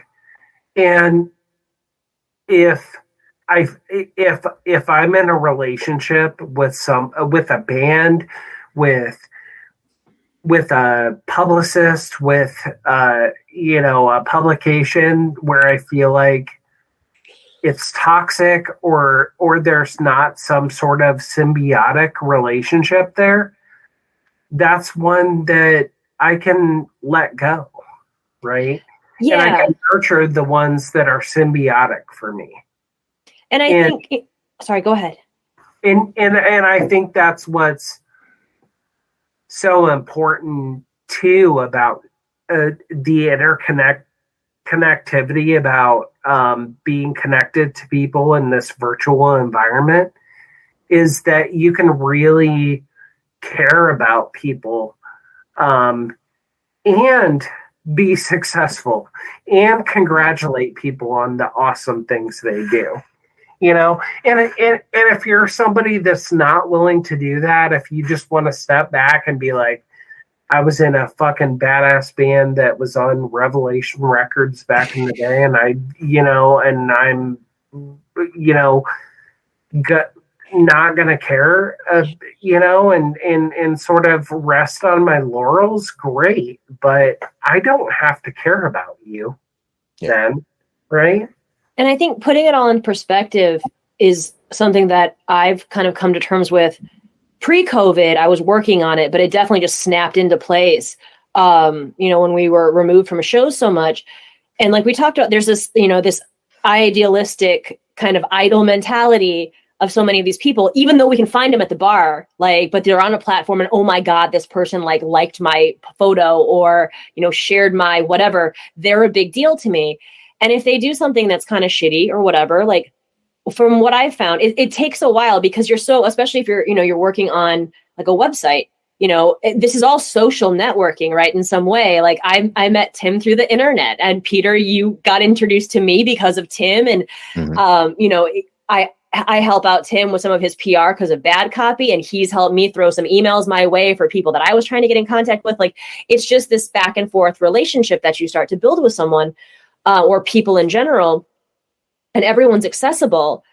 But from what I've started, it took me a while to kind of get there, because then there was those heavy hitters who were like, oh my God, insert name, just talk to me. Holy shit, I'm a really big deal. Oh my God. But then it turns out that they're kind of a dick. Okay. Yeah. Well, here's the thing. I now am at the point in my life where I would rather not talk or support to anyone who's going to talk down to fans or whatever. And I'd rather just hang out with you guys on a podcast and talk about this. I mean, you're not up there showboating on a stage, but I'm having more fun talking to you and establishing and grounding more of a relationship with both of you right now. And that means more to me, because that means that I'm more rooted in this community by establishing these relationships and knowing both of you, and then knowing the people that you're spending your time with, you become trustworthy to me. Whereas this person is this, I had this idealistic point of view of this person, and they failed everything that I thought that they were. Right. And the people that they spend their time with are very similar to themselves. And so it's very easy. Echo chamber. Exactly. That's all they are. Right. And they're going on stage and they're putting on a persona and they're trying to schlep some records, and it's no longer true to me. And so I'm able to very quickly 86 them now. Whereas before I always wanted to, but I was like, but if I could just get that one interview, then I will be also a big deal. It doesn't fucking matter. It doesn't matter. It doesn't. I'd rather be a nobody for a bunch of great reasons than a big deal person for a shitty fucking reason. Yeah. Or bad ties to people. One of my favorite movies is Some Kind of Wonderful. Mm-hmm. Have you seen that? So Keith says to the Amanda Jones character says to Keith, or vice versa. They say some sort of version of what you just said, which was, I'd rather be alone for the right reasons than with somebody for the wrong ones. Yes. Yeah. And I think that's true of building relationships with people, and I think that's where you see PR work. Mm-hmm. That's where you see websites get exclusives. That's where you see podcasts get hot guests. It's because they can be trusted. Yes. To do the right thing because they're the right people. I would rather have getting a giant name to premiere something on the website is really great for one thing, but having a PR person know that they can reach out to me whenever they need me to post something for them, that gives me $25 per month of content. And I'm slowly building all of those smaller bands that are going to get bigger and bigger. That's why I'm doing this. I'm not doing this to get a bunch of hits. Hits don't, and that's the real thing, is that when you boil it down to all of this, if Facebook blows up, what do we have to show for it? 4,000 likes on something? Who fucking cares? Yeah, Instagram is going to die. None of this is going to matter. If I walk away and the whole internet explodes, will I be able to walk away from that trash fire being like, I did a good job and I was a decent person? Or did I basically handhold a bunch of creepy assholes so I could get likes, which aren't even a tangible thing? Yeah. And I can easily do that right now. Too. Yeah. What's the truth about it? Are more people listening to somebody on some celebrated podcast than Peter's podcast? I don't know. You know, they may listen for 1 minute on somebody else's podcast, but they may listen all 2 hours. Exactly. Or 2 hours and 20 minutes of you, me, and Kendra and Peter. You know. Oh, yeah. Yeah. Edit it down to a slim 2 hours. That's right. Well, listen, every episode of mine goes on for a slim 2 hours or sometimes better. Everything's epic over here. And that's how I prefer it. Yeah. The Herman Melville version of podcasting. But I guess basically the point of what all three of us are trying to say is, you know, I would rather fail epically at something that's very true and very personal to me than to be phenomenal at being a phony. Right. And that just doesn't, that's a suit that fits me in a very poor manner. I can't wear that. That doesn't make sense for me. Yeah. And you know, I'm never going to be Joe Rogan or whomever. Thank God. Well, because he is an asshat of the highest order. But the fact elk meat. Ugh. Yeah. Oh, I killed this and blah, blah, blah, blah. Yeah. Listen, man, I went hunting when I was a kid too, and all it made me feel was empty. So you're just a douchebag. Yeah. You know, I'd rather be a measly little wimpy plant-based, whatever you want to call me. And are you vegan? I am, yeah. Me too. I'm very okay with that. And I'm very okay with that. I mean, as long as you can look yourself in the mirror, and that's the thing with like some of these people, I don't know that they can, I don't know if they can't. But my thing now, which is different than COVID, you know, since everything, is just like, I'm looking at myself. I like who I am. I'm doing what I can do to support and be there for other people in this community to the best of my ability. I had to cut out drinking, at least for the time being, to do that, because I was not taking care of myself. I was trying to take care of everyone around me and just failing myself epically. And that to me made me a giant fucking poser, where I'm like, you need to take care of your life and your health, and just chugging down like a bunch of booze and then being like, oh, I feel like shit. I don't know why I feel so crappy. But I'm able to look at myself and see what I'm doing in all different aspects. I mean, even the podcast, like we've been accused of just like trying to drum up drama. Like, each of these episodes takes hours of time. We have to prep them. We have to do a pre-interview. Then we do an actual interview. Then we do all of the editing. Then we do the preparatory work. There was an outline that was involved. Like, it's not, I mean, if I was trying to fake something to fuck over a band, I wouldn't have put out 25 episodes at like 5 hours each. Yeah. So everything that I'm involved in is just ringing very true to like who I feel like I am right now. And I feel like the culture has turned that way. And I think that's phenomenal. And I hope that if people aren't there, that they strive to be there and they use all of the resources available to themselves to learn how to be there for themselves and to be there for the people around them. And just stop being so overtly critical of yourself, because you're pushing that onto other people without even realizing it. I mean, call out bad actions when it's called for, but there's no reason to just start talking about somebody's bodily changes or, you know, whatever it is.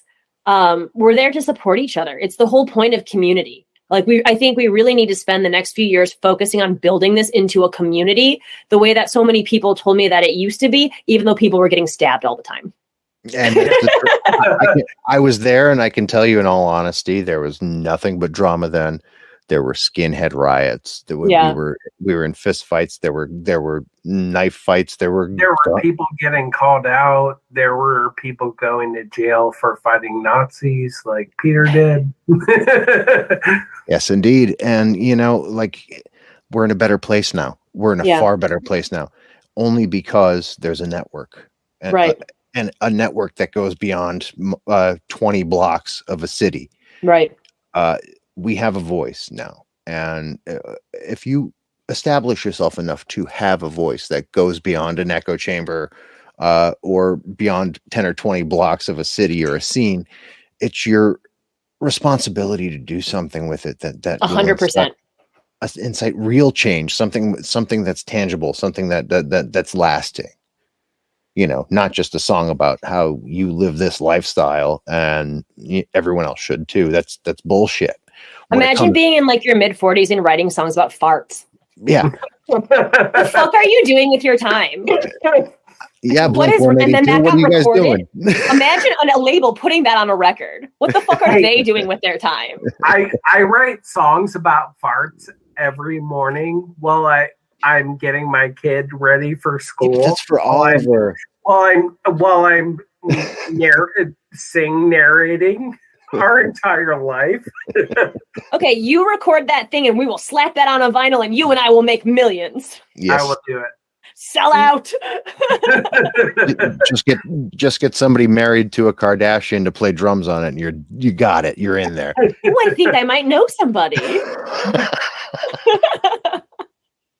He has tattoos. That means we'll talk to each other at some capability, right? We have something to talk about. We sure do. Yeah. Yeah. I like Dag Nasty too, skinny boy.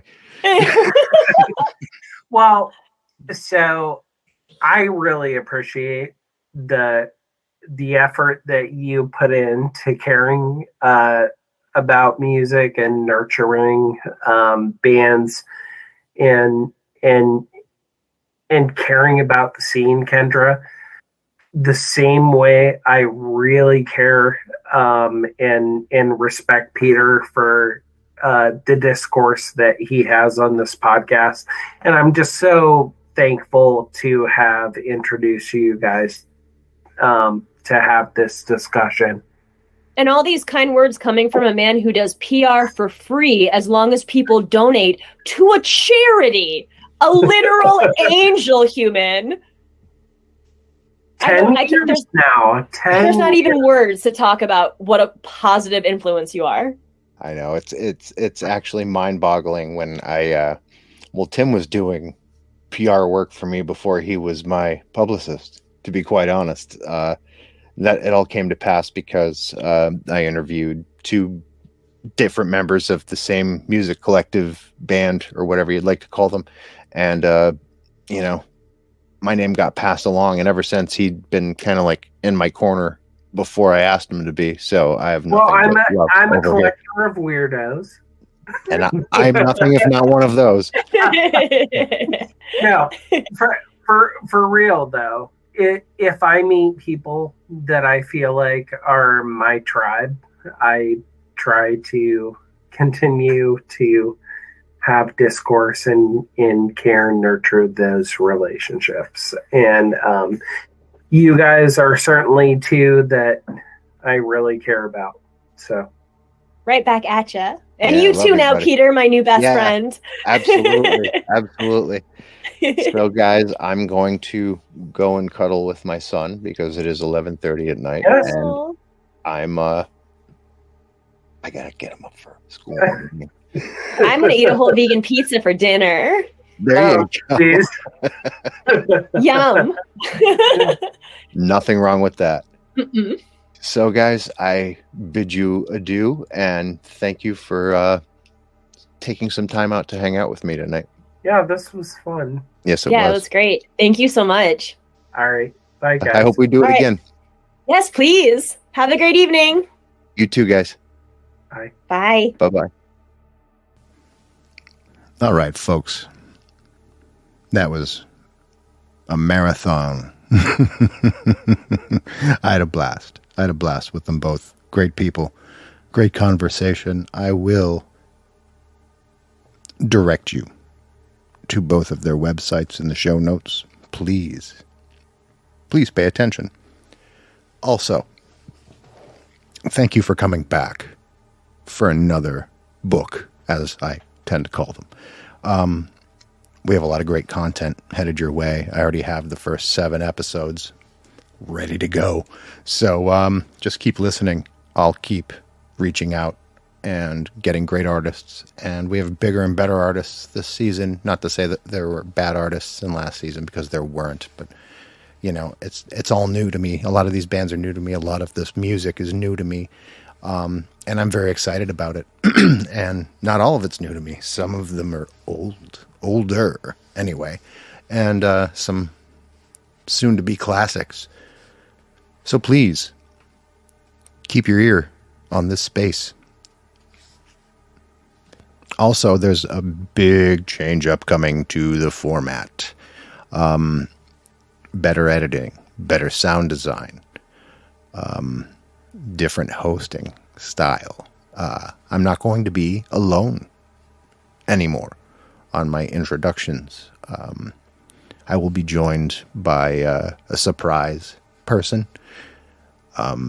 Someone maybe most of you don't know, but I do. And this person is as near and dear to me as it can possibly get. So I'm very excited about that inclusion.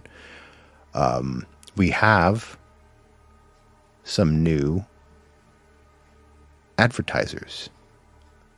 We haven't done ads on this show. We're going to now. That's coming very soon. A lot of big changes. The show is just getting bigger and better, and I'm so glad so many of you have stuck it out. And in light of the subject matter of this episode, I just want you to know, no matter how you identify in a gender way, if you have been or are being abused, groomed, whatever it may be, believe me, I get it. I understand it.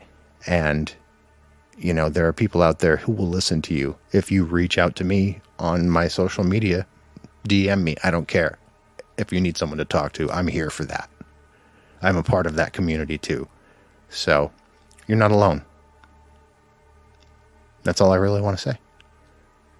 So, she's been Kendra. He's been Tim. I've been Peter. Sweet Cheetah has been beautiful. And so have you all. From 3:33 a.m. Studios, this is the Book of Very, Very Bad Things podcast. Take care of each other. Please like, rate, subscribe, wherever you listen to me. Give me that boost. Let's take this thing to the next level together. I mean, you know, my listeners are the best listeners in the world, and you're the ones who can make this completely blow up. And I want to do that for you. So, help a brother out, and I'll help you out. Good night, everybody.